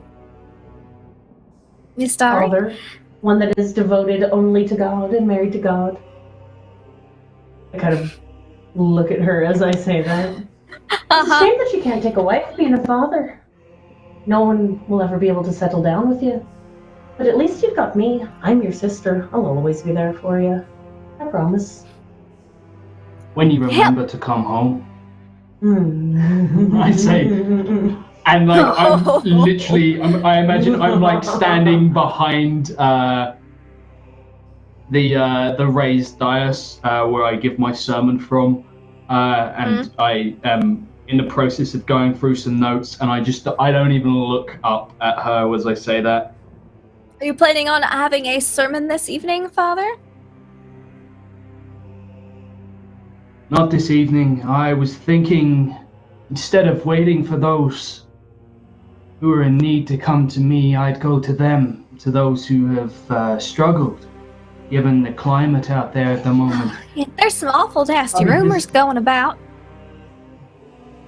Well, thank goodness that our faith isn't shaken by rumor and happenstance. We are. I believe that the good Lord devout, keeps us after all all. safe. And the Lord will continue to do so. But for now, I must tend to my flock who find themselves unable to venture out. These are dark times, and, well, as you said, rumor does nothing to shake the devout, but for those out there who don't have the Lord's light in them, well, they can find themselves weary and wound taut, ready to snap at innocent folk in the streets. I hear there was even a burning this past night. I heard the same thing when I woke up this morning. I just can't believe something so awful would happen in our city. Well, Dari and I will be checking to make sure none of our flock were harmed, and obviously making sure that if any harm were to befall those who show their devotion, that the Lord judges heavily upon those who would inflict harm upon us. Well, I'm certain that those that are following the ways of God would not be so violent without reason. Besides, as long as you're here within these safe chapel walls, you've got nothing to worry about, love. No, you do not. She kind of nods and she says, well, I'm gonna go back to my house for this evening. Have a good night, Father, Dari. And she kind of picks up her little basket and heads back to her home, her abode. Why do you insist on keeping that one around? Would you have any different of cleaning? You take offense to what exactly? I don't trust her. You don't trust her. Come now. Anais is probably waiting for us. Rude to keep a lady waiting. Not a gentleman. Speaking of Anais, how does she start off her evening? It's a bit odd. You start off your evening, Jim is still not there, and Ichabod isn't there as well. Now, Anais is mildly to severely selfish, but she starts to worry because Ichabod is not home. Yes, So normally she he'd goes to be search. meticulously cleaning the bar at this point and getting ready to open for the evening. And I haven't heard a single rhyme in a day. And believe it or not, I miss it. So she goes to seek him out. Okay. You look through the entire B&B, all the rooms, because there's several upstairs rooms. There's the broom closet. No, not even any bodies in there right now. The utility closet. There is no sign of Ichabod even came back last before daybreak. I go and look for Dari. And I know we reached our subscriber goal earlier, so I'm gonna throw this out there for our second viewer decision because it looks like we'll have actual encounter Will back with us in about 20 minutes or so, 30 minutes. So I think it'd be hilarious. Y'all decided, where did Ichabod wind up spending the night? Let's do that viewer decision. Ooh. This is going to be awkward. Yeah. Play nice, children. Chat. Nice. Vampire. Sure. We're spending the day, because, it's night now. They can't, yeah. Ichabod is a counter roleplays character. He is a Malkavian bartender. So. Nosferatus. Excellent. We'll get some good ideas in there. Alright, cool. So, Anais, you go out and look for him. Do you look outside of the B&B? No, I just go look around inside. Alright, you look around inside. You don't find him. I'm not that worried. You find no evidence he even returned during the day.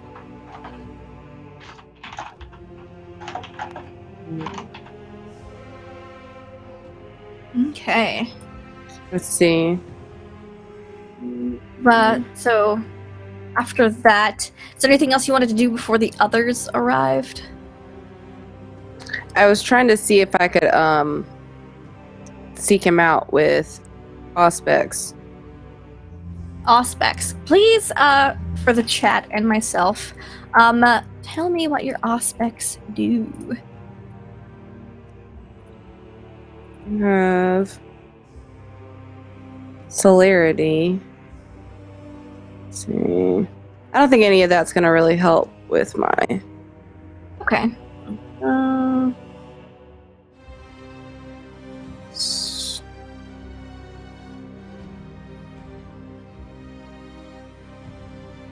See.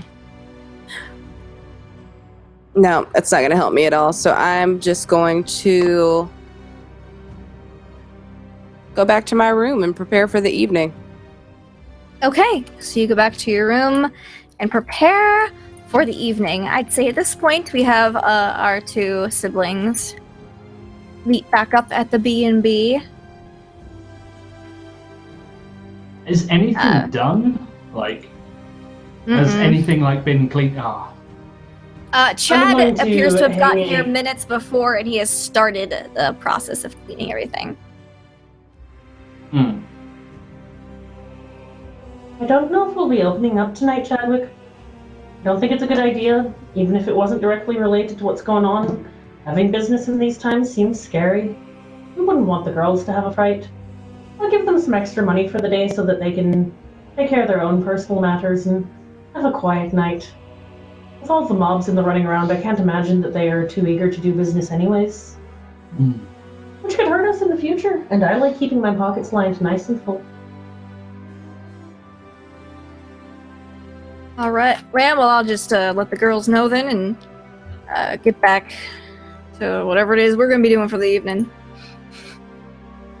You see no sign of Ichabod or Jim, but Anais is there. She's up in her room getting ready.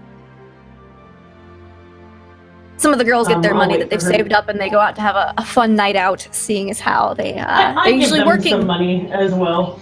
Yeah, I give them some money as well, so they go can have go a girls' have a good night time. out because usually they're working, so they actually get to have a nice fun time. Make sure that when you're going out, ladies, that you tell everybody in town that this is the cleanest brothel, no plague. Yes, ma'am. And they go off and have a good time. This is how they have a good time in 1876. Right there. Yeah. That's the dance. Finger dancing. That's the dance. It's my jam. It's my jam. That is the dance. I almost made a horrible joke right there. It's okay. I thought it. It is. It's yeah. We're pure. Okay. So you guys meet back up. Ichabod's not here and Jim is not here.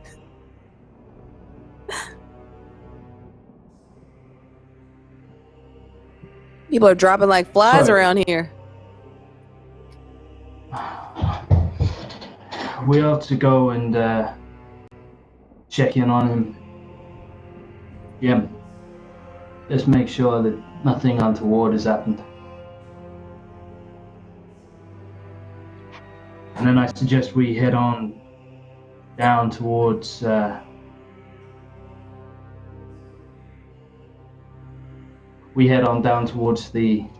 War District. Call in on Mr. Jameson.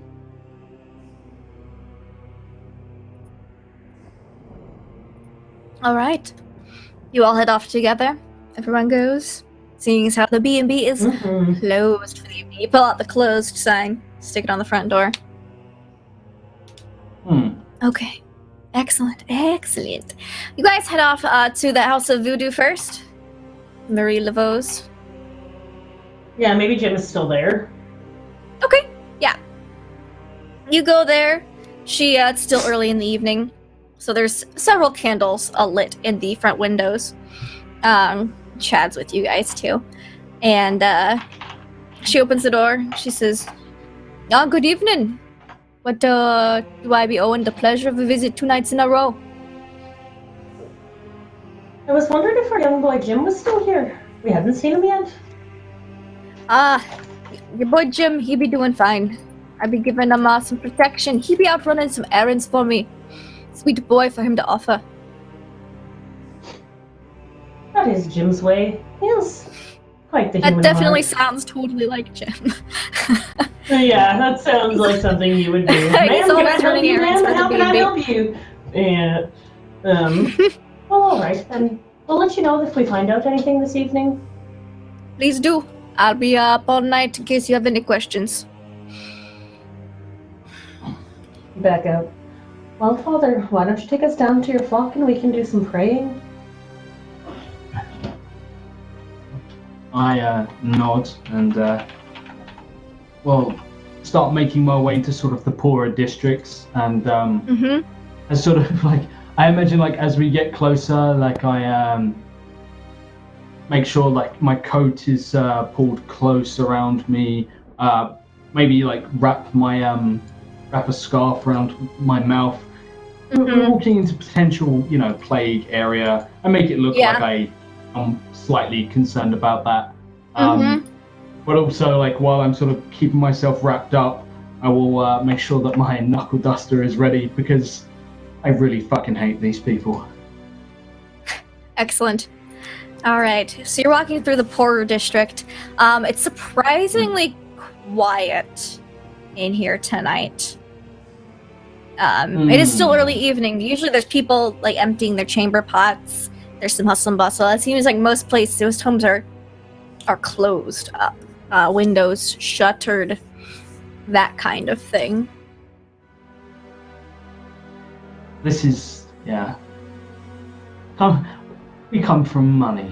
I don't like this at all. I just despise every moment, but I'm doing what I can to, if we do see anyone around, I will be walking down the middle of the street.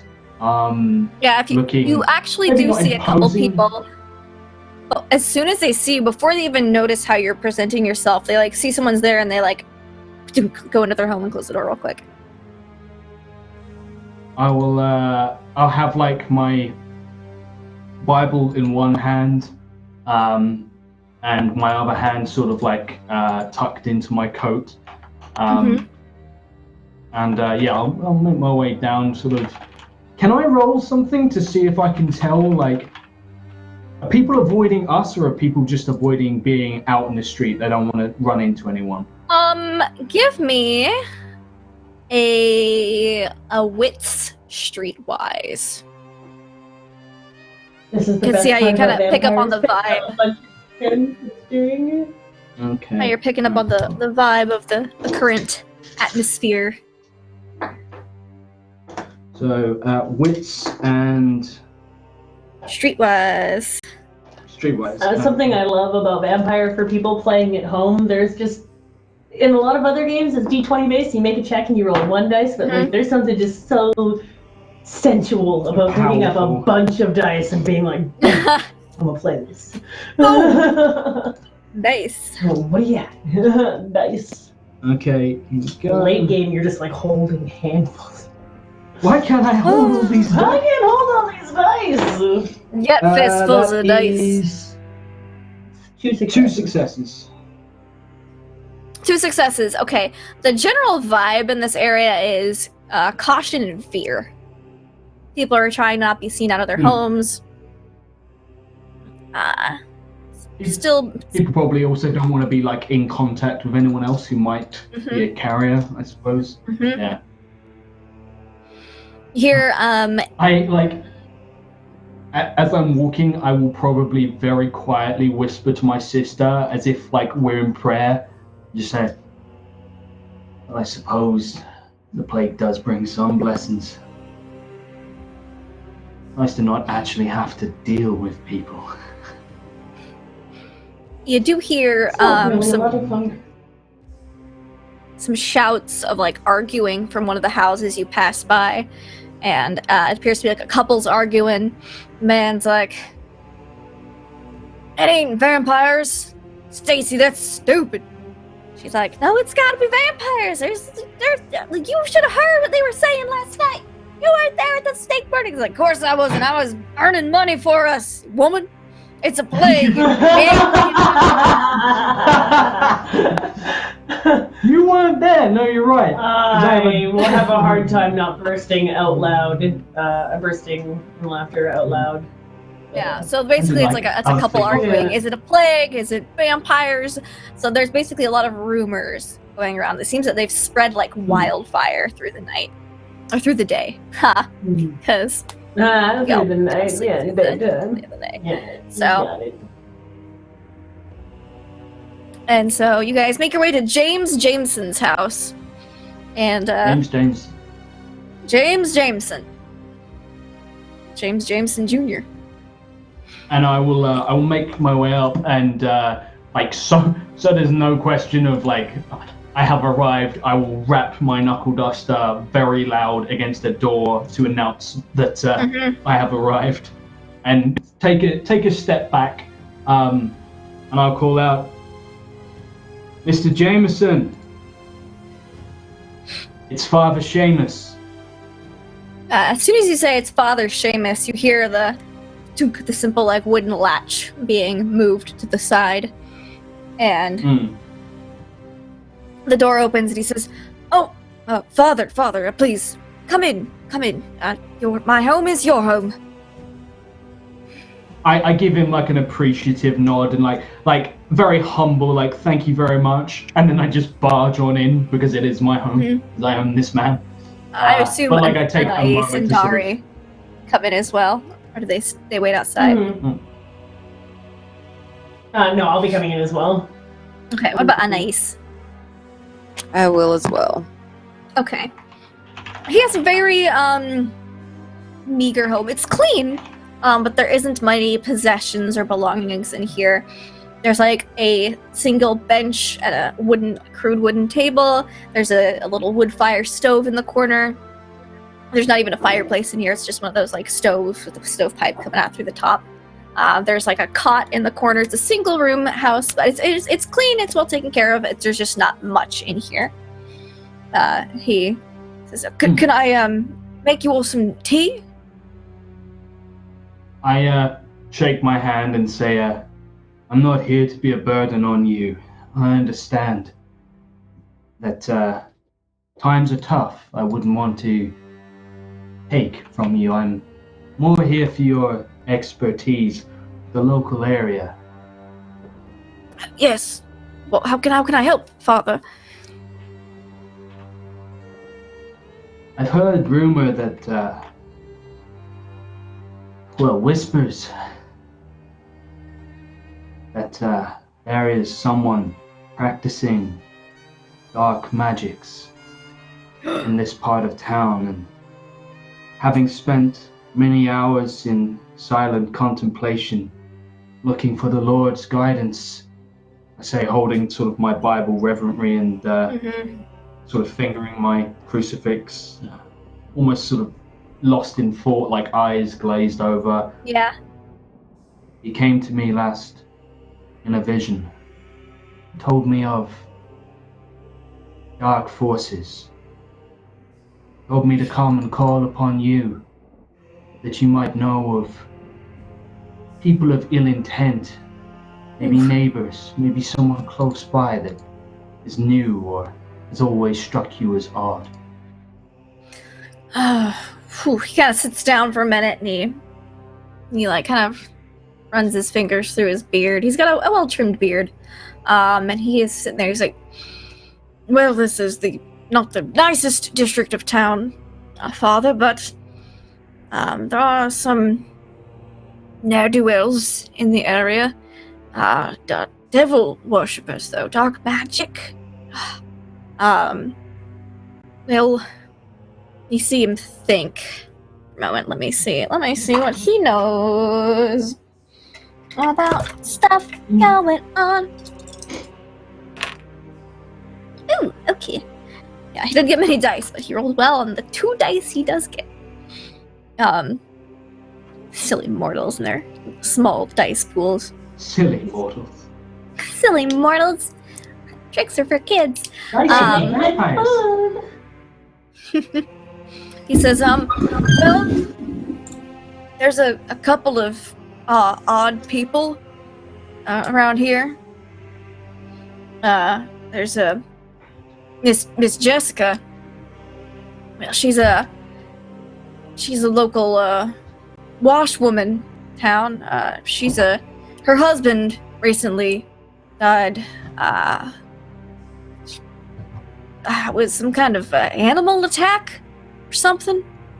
It's kind of odd. It was in.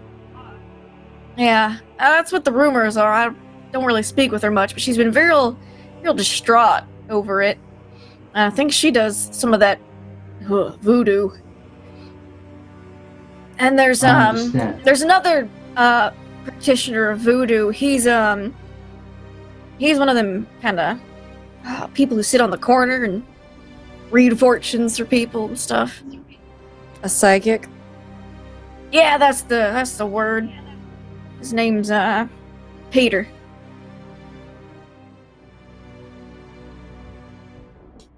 So we've got Peter the psychic and Miss Jessica, whose husband was recently viciously murdered by a totally normal animal creature. Totally Okay. normal animal reasons, yeah. I will look to Dari. Can sort of, yeah, I guess I give Dari the look as if to see if she knows either of these people, as I'm basically asking, like, do you know anyone who's interested in black magic and Satanism and evil creepy shit? And then My study he'll in give the you a little occult bit. hasn't really developed. He'll give you a Pretty little bit much. more information too. He'll say that Jess's husband, he did a lot of trapping in the swamp nearby. Like that was his profession. Was he was a trapper. He'd get hides and stuff and tan them. And then Peter, he moves all around the city telling fortunes. He just kind of sits up on street corners and stuff like that. Rich districts, poor districts. He's got like a purple velvet coat. That's how you can tell that's who he is. okay. I nod to Mr. Jameson, thankfully, and I appreciate your help on the matter. Is there anything else that's been happening locally? Any other than Well, there was this obviously the fear that's spread? There's these people last night. They were walking around with pitchforks and torches and knives and table legs, and they were burning people in the park not too far from here. I nod and I think they're gonna probably start it up again tonight.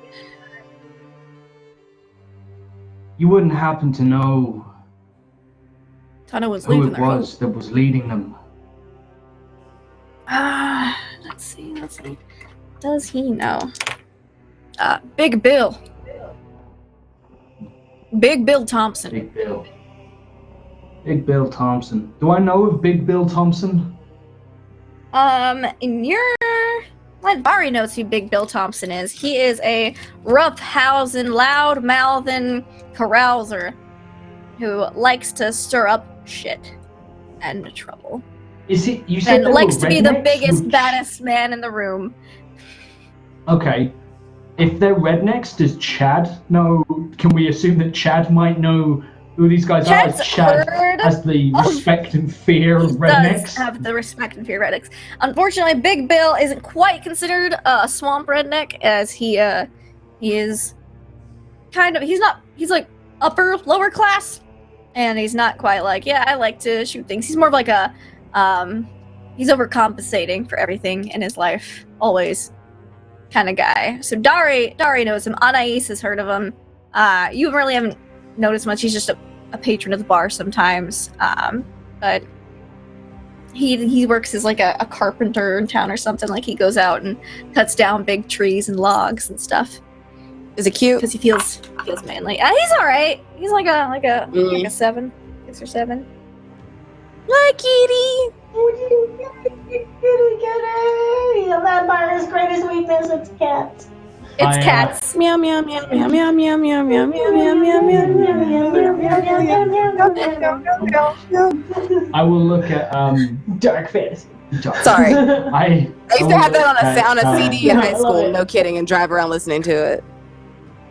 Oh, I used to run around singing, I love chicken, I love liver. What has happened? That's what happens when cats come on stream. We've This is devolved great into powers. insanity. It happens sometimes. I look to I sort of like I'll look around and sort of to reassure him. I will tell him that I wouldn't worry too much about Big Bill. We'll see what we can do and talking to him. Make sure that this doesn't get too out of hand. After all, it's not the first carpenter that has had to be put on the right course by the Lord. I give him a That's nod. so true, Father. Jesus, like all of this can be related back to my insane cause of, or my brand of, of religion. It's totally legit. And as you all excuse yourself from James Jameson Jr.'s house, June, we're gonna pop over Jane? Yeah. to Ichabod. Hi, Will. Hello. You doing Sorry good? about being so late. Yes, You're I What are you got out of talking the- about? I didn't even notice. just Yeah, on time. I told everyone, surprise, everyone was all alive that you just got a perm and glasses and shaved. And that this was you. I was. The reveal, the big reveal. Yeah, I'm good. Trying to get my head in the game now for Vampire. Yes. So, I had the viewers decide what you were up to, where you woke up this next morning. This next evening, rather. Okay, great. So, you had deposited the body. Yeah, there's 2 Wills now? It's crazy. So, you deposited the body of the child whose neck you snapped into the river, making sure it wouldn't catch this plague. This horrible, horrible thing that's been going on. And you awaken. After that, everything kind of goes hazy for you, as this reminds you of the story of Hansel and Gretel, as they followed a trail and it led them down to a place where everything was made of candy, but it wasn't all that it seemed. And you kind of played through that story in your mind, and you wake up the following evening, not entirely sure how you got there, but you're pretty sure you're under the floorboards of a place. A very small crawl space. You're really tucked in, and next to you is a child's toy carriage. You look up through the floorboards and you see the underside of a bed. The bed isn't very large. It's like a children's size bed. You're pretty sure. You look around, like the cracks in the floorboard are pretty large. You kind of look through, and some of them are loose. You kind of like push up and move the floorboards aside. You stick your head out, and you're certain that you are sleeping under the bed of the child you mercy killed last night. Or, yeah, the night before. Somehow This you probably came back isn't here. the strangest thing for. Probably Ichabod. not. I mean, when it comes to having like killing children compared to just like sleeping under the floorboards of children, I mean, it's Yeah. all good. Once you've done one, you've done the other. You know. I will need you to make me a rouse check, though, to see how hungry you are when you wake up. So that'll be just 1d10. It's 1d10, right? Yeah, let's throw that. That is 7. 7. That is a success. Oh, good. The server's back up. A success. So you wake up not any hungrier than you were the night before. The children appear to be sleeping. It's a little bit further into the evening than you normally wake up. Maybe it's because you were dreaming, but everyone appears to be asleep in here. You're definitely late for opening the B&B. Yeah, a little bit of his sort of, I guess, OCD kicks in, and he realizes that he's been dreaming for too long underneath the child's crib or bed. And I'm gonna slide myself from out of it, take one last look around at the children, and head to the B&B. Okay. You head to the B&B. There's a sign out front that says closed. No one's inside. If you use your key, you get in. All the girls are gone. None of your friends are here. He looks at the sign for an uncomfortable amount of time, then does one kind of doesn't smell any of his friends. And he's going back to the church. Okay. Because, like a lost child in a supermarket, he's just going to try and find his way home. Yes. You do also remember that they were talking about going to the House of Voodoo the night before. Marie Laveau's House of Voodoo. So, go to the church. I'll keep that in my mind. I definitely want to go into the church. He's got an ulterior motive as well. And no one's here except for, Mr. Father Elias downstairs in his cage. But you can tell your friends were here. They spent the night here last night. Or during the day. Yeah, last day. I'm going to the father's room. Okay. He's in there. He appears to be awake and reading. I imagine Father Seamus turned another page of the Bible for him. Let him read some new material. Every night he gets one new page. So it's all pages of damnation though. All of it's just the most all miserable. It's just the chapter of Revelations over and over again. All Old Testament or Revelation. Appears to be reading. He doesn't notice you enter because you're very quiet. Yeah, I then say, "But he is our God, and we are the people of his pasture and the sheep of his hand today, if you would hear his voice." Kind of looks startled. He definitely jumps like a good 2 inches, like 6 inches, and looks over at you. Not who he was expecting, and not that he was expecting anyone, but definitely not you. Kind of looks around, and he nods. I imagine that this is probably the first time that Ichabod's gotten here alone without. Yeah, that's why he was Shem looking Fedar around. with He's like, "Is this crazy mofo alone with me?" So yeah, I'm gonna draw a stool and sit down intensely close to him and say, "Tell me of Gretel."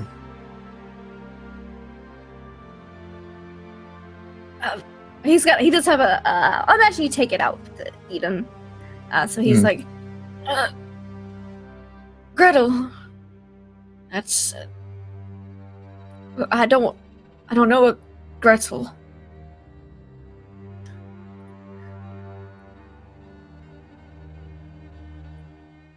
What of the witch? The gingerbread house. A light bulb goes off in his head, you can kind of see it. Bing! As he realizes what he's talking about is a fairy tale, a children's story. He's like, well, didn't Hansel and Gretel go to the witch's house and threw the witch in the oven so they didn't get eaten? But what if Hansel was without Gretel? What would become of him? That's a very good question, my son. Maybe he'd get eaten by the witch. Maybe he would be able to shove her in on his own. It's hard to say. A new chapter must be written.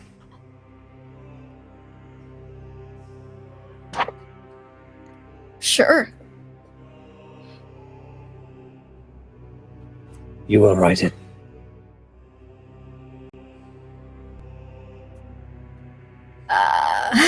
He's tied up, so he's kind of like with his hands behind his back. He's like, I will do my best to do that, Mister. I will be back. You will tell me the next chapter.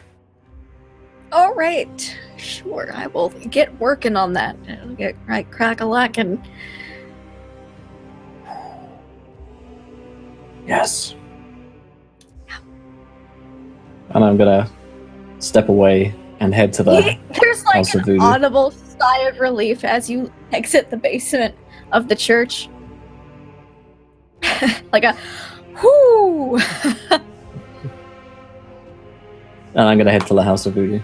All right, you head to the House of Voodoo and you see Jim. Jim is coming back with like a basket of goods, and he's like, just about to knock on the door as you approach. Jack? Ichabod. Hey. I am trying to find the rabbit and Alice. Oh, She followed it.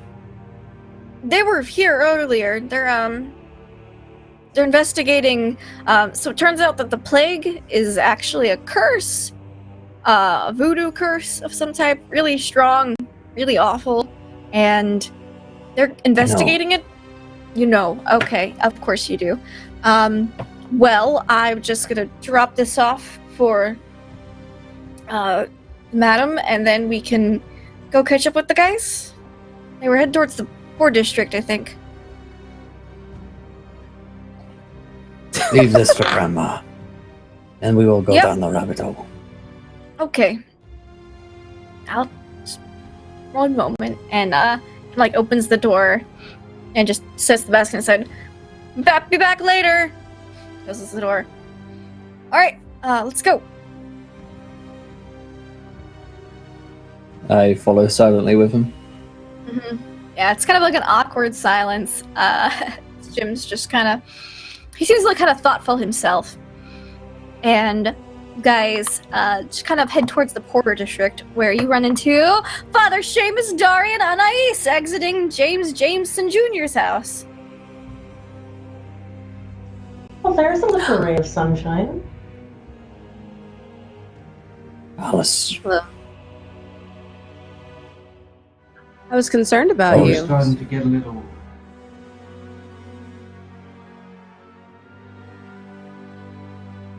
We were starting to get a little worried about you out there. What with everything that occurred last night. I had to deal with Gretel.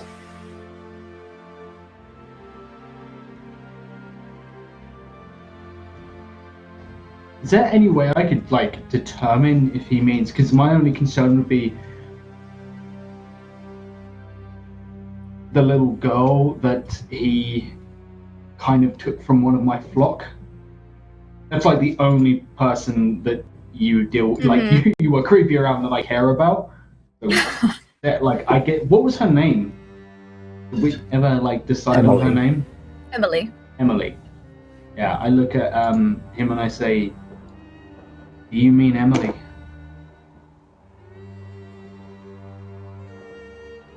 No.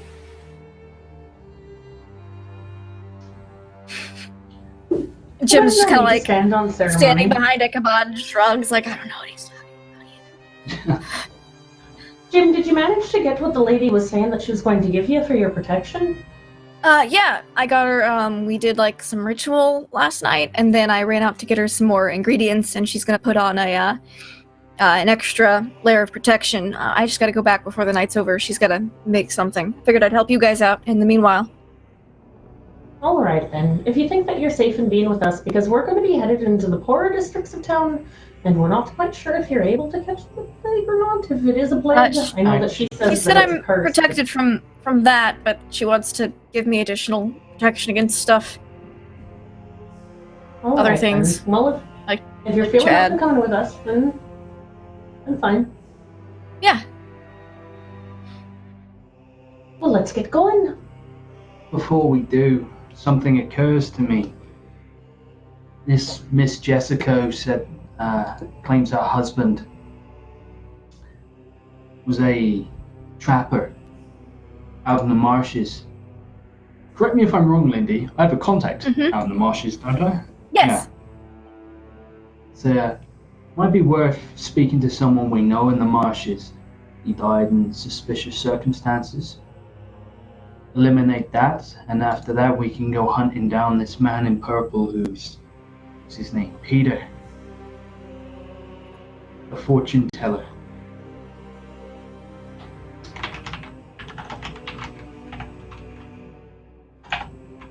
Actually, I suppose I look at Ichabod for a second and I say, Ichabod, do you know a storyteller wears a purple cloak by the name of Peter, wanders town?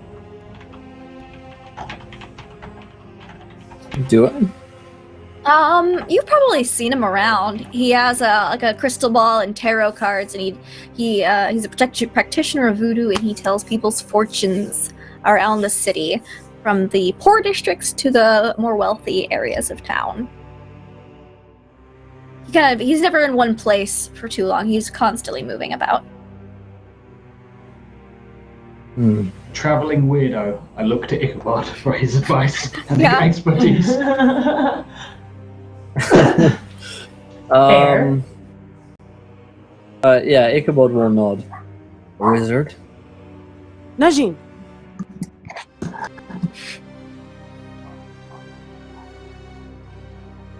We might need to track him down, but first let's go out into the marshes. I say sort of like begrudgingly, like, ugh, I really don't want to go out into the marshes, but I know he's reliable. What was his name? He's the Malkavian, isn't he? You guys definitely know, Or is it a Nosferatu? the Nosferatu info broker, Jamal. Okay. Jeez. Jamal, yeah. I look around to people and say, there's a man I know, Jamal. He's generally reliable and he lives out in the marshes. You might have heard a little more than we have, and you might have heard about what happened to Miss Elizabeth's late husband. Good place to start. He's heard about how she was savaged to death, like Christina is currently being savaged to death by a wild animal.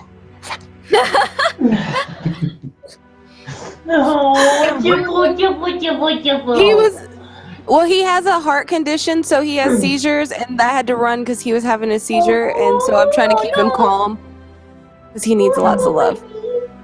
Sorry. I suspect that Anais is just being attacked by a werewolf right now. A werewolf. That's what's going on. A werewolf pup. A werewolf pup. So you guys head out to Jamal's hut in the swamp? Indeed. Mm-hmm. Alright, you guys get there with no problems. You do spot, kind of out of the corner of your eye, as you are walking that way, the Taxman, as you guys... Ooh. Who entered into your establishment a couple of days. He appears to be knocking on like another door and speaking with someone. He doesn't notice you because he's talking. We have the body inside the place still, right? Mm-hmm. Oh, you guys hello thought there. Ichabod pulled it out. Oh yeah, you know that, not that one. Yeah, you left that one there. Mm-hmm. Yeah. Hello there. I don't know if you'd be remembering me. Yes, you ran that in the establishment, the B&B. Yes, I'd be electing to collect my reward now. You found Mr. Anthony Bordeaux, did you? Well, we found his body. And I'd like to be able to collect my reward and get his body out of my establishment as quickly as possible. Yes, well, let me have a look at this. I need to verify that it is indeed Mr. Bordeaux. Tax purposes. I totally understand. You know, there's only two things that are certain in life. Death and taxes. Death and taxes. It's the VAT office if it's the right guy. Tax deductible. Right. I will gesture for him to like. Are we gonna go back now? I was thinking of sending Chad back, actually. Okay. Yeah, Or Chad Jim, can lead him back 'cause for they're sure. both NPCs. Yeah. Okay. Yeah, do you think Chad that and you Jim might- can walk him back to the B&B, as he saw Jim working there, so and Jim was the bouncer. And they can all NPC walk away. I don't have a way of communicating quietly with what. No, because you're kind of paying attention. It's like yeah, I'm being loud and being like, Yeah. "Hey, tax guy, like, what's up?" So if you've got something to say, you've got like a couple seconds to get it out. I will just say he died last night. Give you a kind of look to explain why. How? It's not really any of my business how he died. He's just fucking dead. Do I look like the fucking police? Does he look like the police? I look to him and I just say, I'm like in all the madness last night, looks like he was caught up in something and maybe watched your grasp and didn't walk away from it.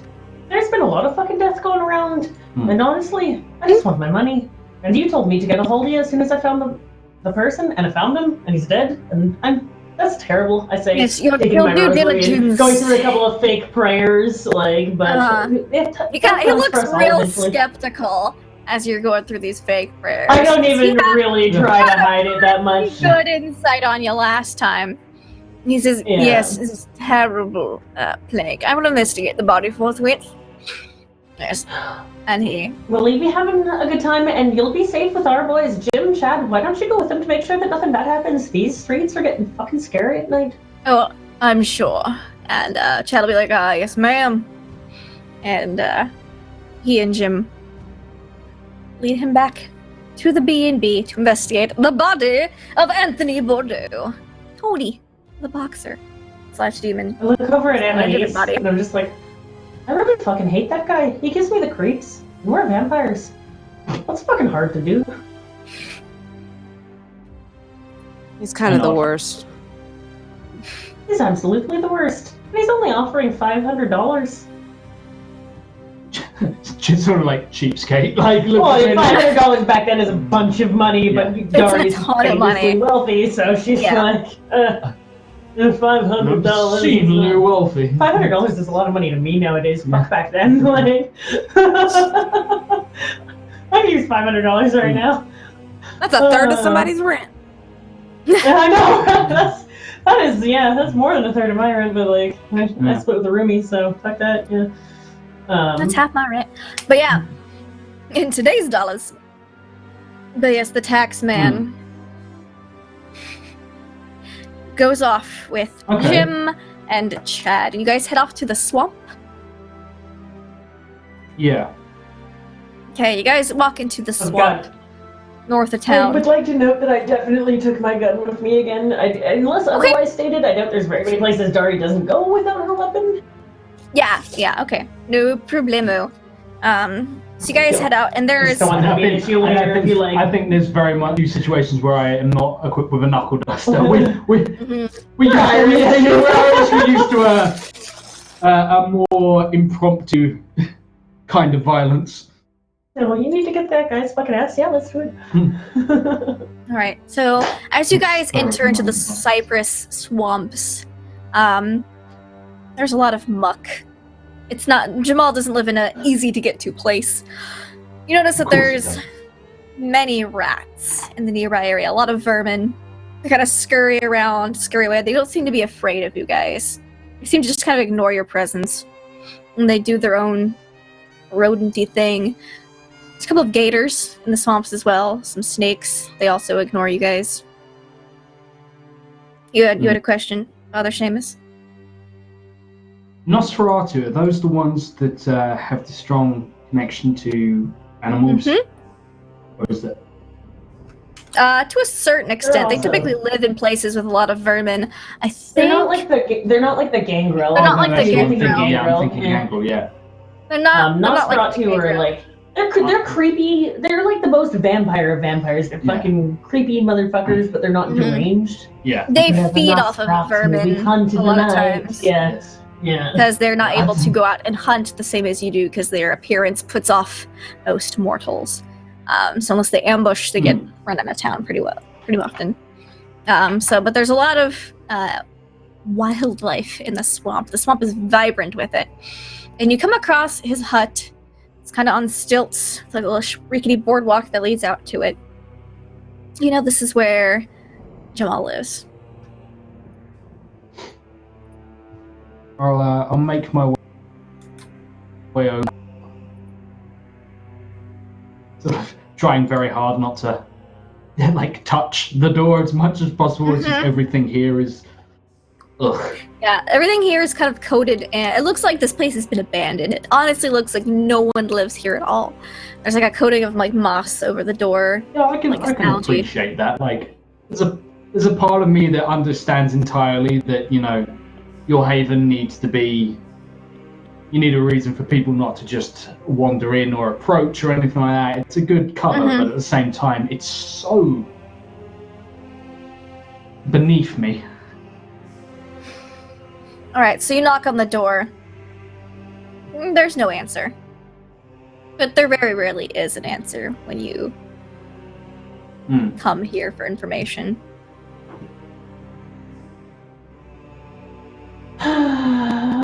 Are we going to knock at the door, or are we going to just stand here? I'll try the door. Does the door open? The door swings open quite easily. Who's there?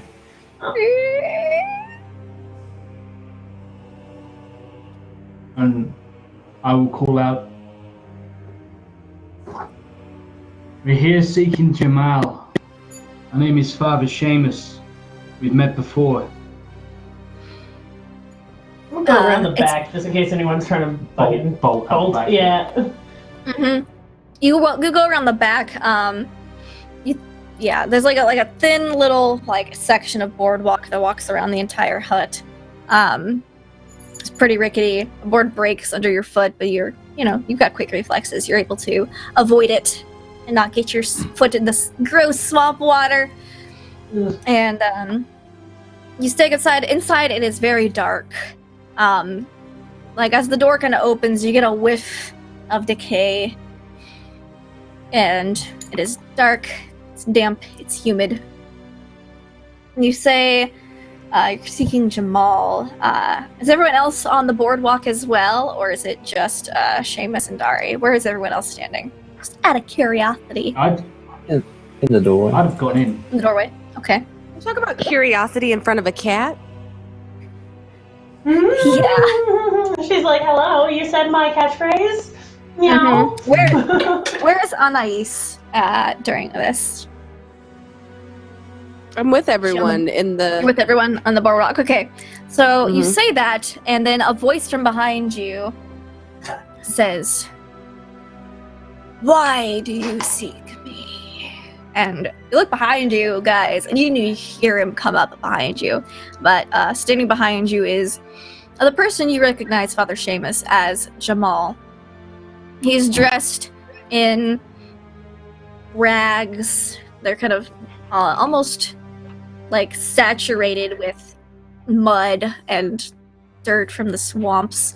He has a hood on, which covers half of his face, but the other half that you see is tight and gaunt, full of creases and wrinkles and scars. He doesn't have a nose, and he also doesn't appear to have cartilage on his ears as well. All cartilage he has is gone. He ain't pretty. Seeking information. Yeah. I said we're here seeking information about somebody who perished out here in the swamp. Yes. What information do you seek?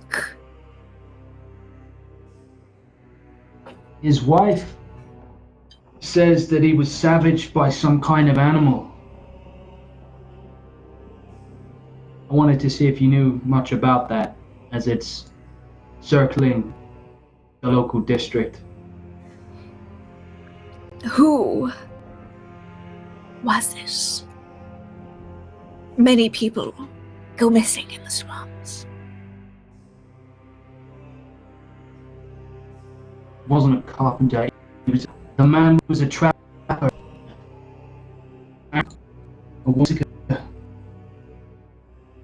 Forgive me, friend, I don't know his name.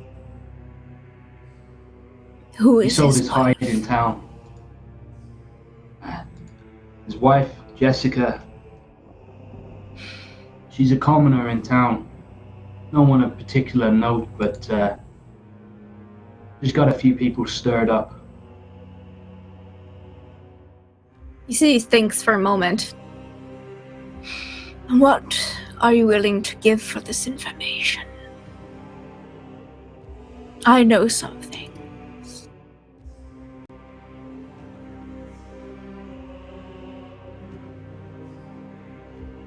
I look at sort of like the people around me, like,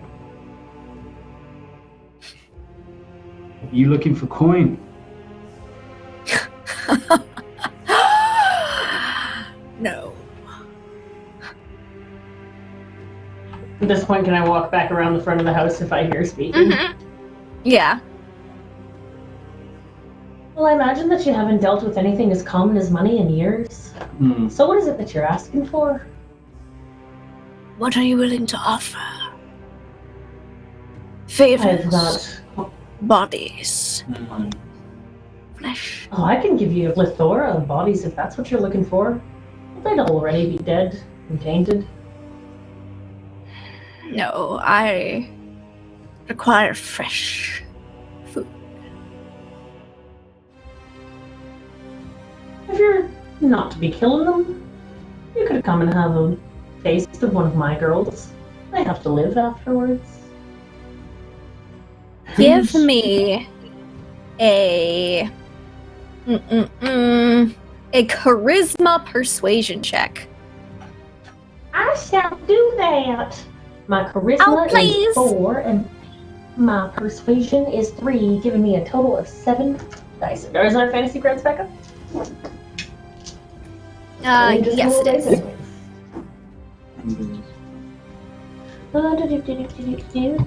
Give me 1 second and I will have our amazing tabletop. No problem. thing open. Yes. Sure. Yeah.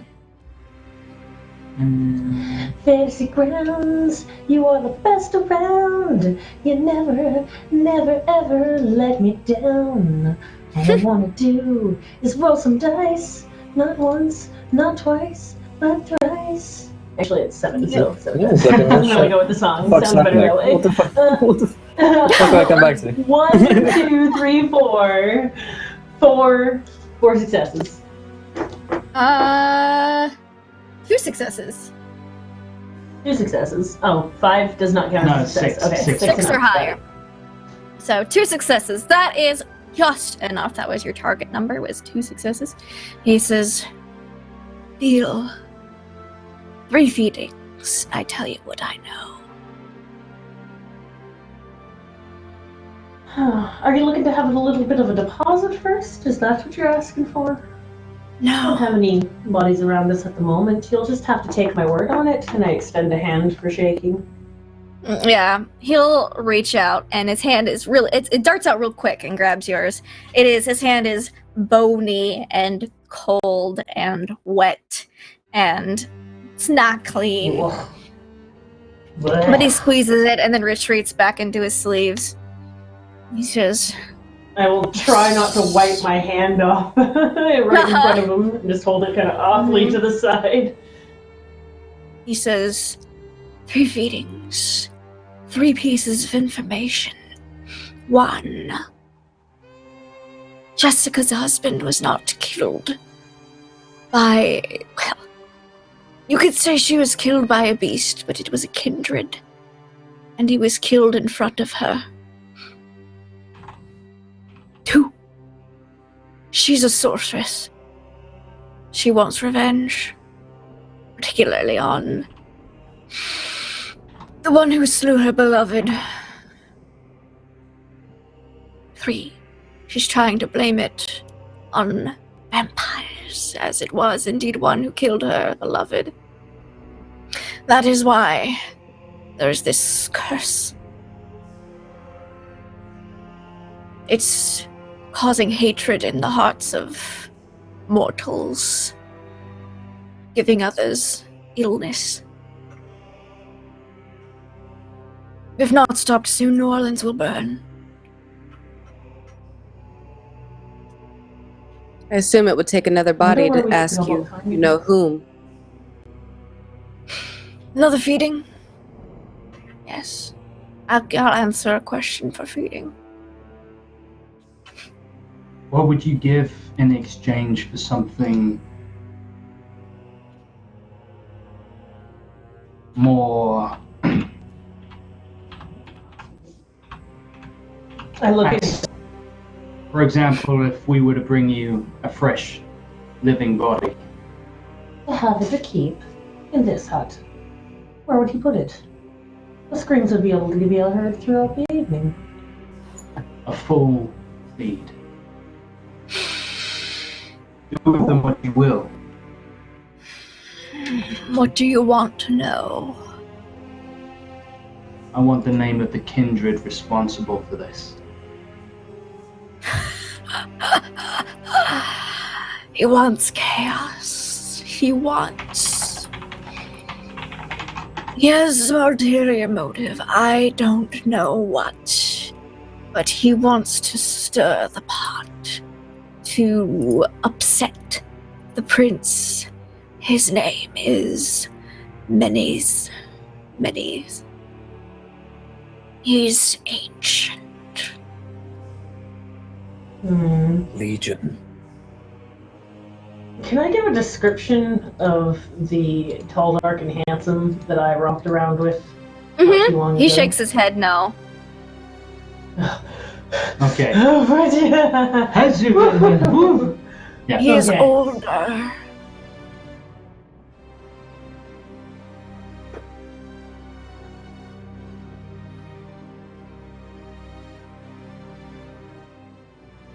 I'm wondering how much I've pushed, like how far we can push this, giving him a live subject. Already confirmed it's not someone. Yeah, but if it's an older vampire, he's not going to be dumb enough to put himself in danger.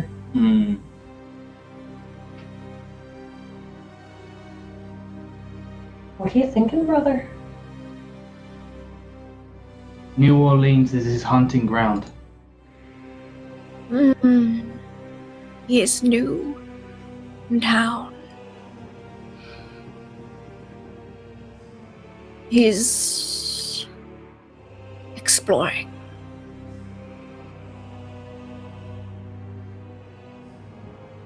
He is what like do you you. think we could Any do? gestures towards Ichabod? Oh. Oh no. Oh no. If Dari could go any paler, she would. We have a loose Malkavian in town. Fuck. And an old Great. Malkavian at that. From where does it hail, my brother?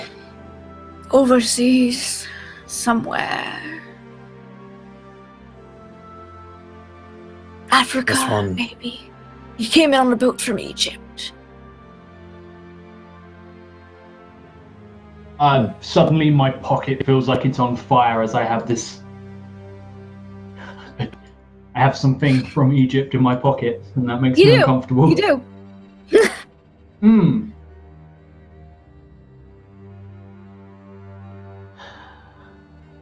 If he's ancient, I can't remember if vampires that are, as they get older, they need to feed more or feed less. Is that something I can make an occult roll on? Yeah, you could try to make an occult roll on that. That's an excellent question. 6 dice in total, so here's 5, and then 1 more. Will be a total of 1, 2, 3 successes. 3 successes. Okay. Let me see. Let me read. That's an excellent question. I'm seeing if I can read it in the PDF under generations, because I know what generation Feed is. is harder as you're closer to Cain. Is it harder as in you need to drink more, or is it harder? Yeah, he has he's got very high blood potency. Because if he has to feed a fuck ton, then we'd be able to see if there's anything going around. But if he doesn't have to feed that often, that would make hunting him down more Let's and see. more potent. Oh, so he's probably going to hunt down other vampires then, or different blood. Okay. Okay, so I'm looking at the blood potency level. You would know that animal and bagged blood, which bagged blood isn't really a thing yet. Animal blood would not slake any hunger. And yeah, he'd have to kill more to slake his hunger. Oh, Okay. yes. And as you get this information, I got so carried up into the story, I did not realize the time. You get this information. I know, it jumped up on me. I looked and it was like 7:15. Yeah, what happened? And I looked again and I was like like, 20 minutes left. And then, yeah. Yeah. What? No, okay. So, as this kind of like how old this guy is kind of dawns on you, that's what we're gonna call it next week. You're gonna be in the swamp and everything's gonna be great. Woo! Great. Nice. Nice, awesome. Right, well, my friends, that's what we're going to end tonight's show. As we realize that time flies when you're eating people. You're a vampire, I guess. It's all very relative. Or calculating how many people you need to I was really into my Nosferatu, dude. I didn't realize how much the time had gone. No, it's perfect. But we do have to run on a little bit quicker than usual here today because we have the World Trees Burns finale, so we want to get into that to the wonderful Dan Dillon, our DM for that game, a chance to kill us all in the finale. So stick with us for that. It's going to be, I'm sure, some pretty epic battles going on in the next one. And of course, stick around. We'll give away a set of tabletop loot dice in just a few minutes' time. But let's go around to cast and crew. Did we enjoy ourselves? And of course, where can we find you guys online? Lindy, fantastic job as our storyteller tonight. How was that? Super fun. You guys you're starting to put all the pieces together, getting information, doing a good job digging around. Can't wait to see what happens next week and what y'all decide to do about this. You can find me online at LaughLoveLindy on Twitch, Twitter, all the good social media places where I play in a shit ton of tabletop games and do a little video gaming. Fantastic. Thanks so much, Lindy. And Christina, how was that? Hey, that was fun. I had a blast. Thank you guys for dealing with me and my wonk eye running. It was great. You can find me online at Christina Ariel, KRYSTINA ARIELLE, and I'm gonna run because I have the Sirens of the Realm season 3 premiere tonight on twitch.tv/DND.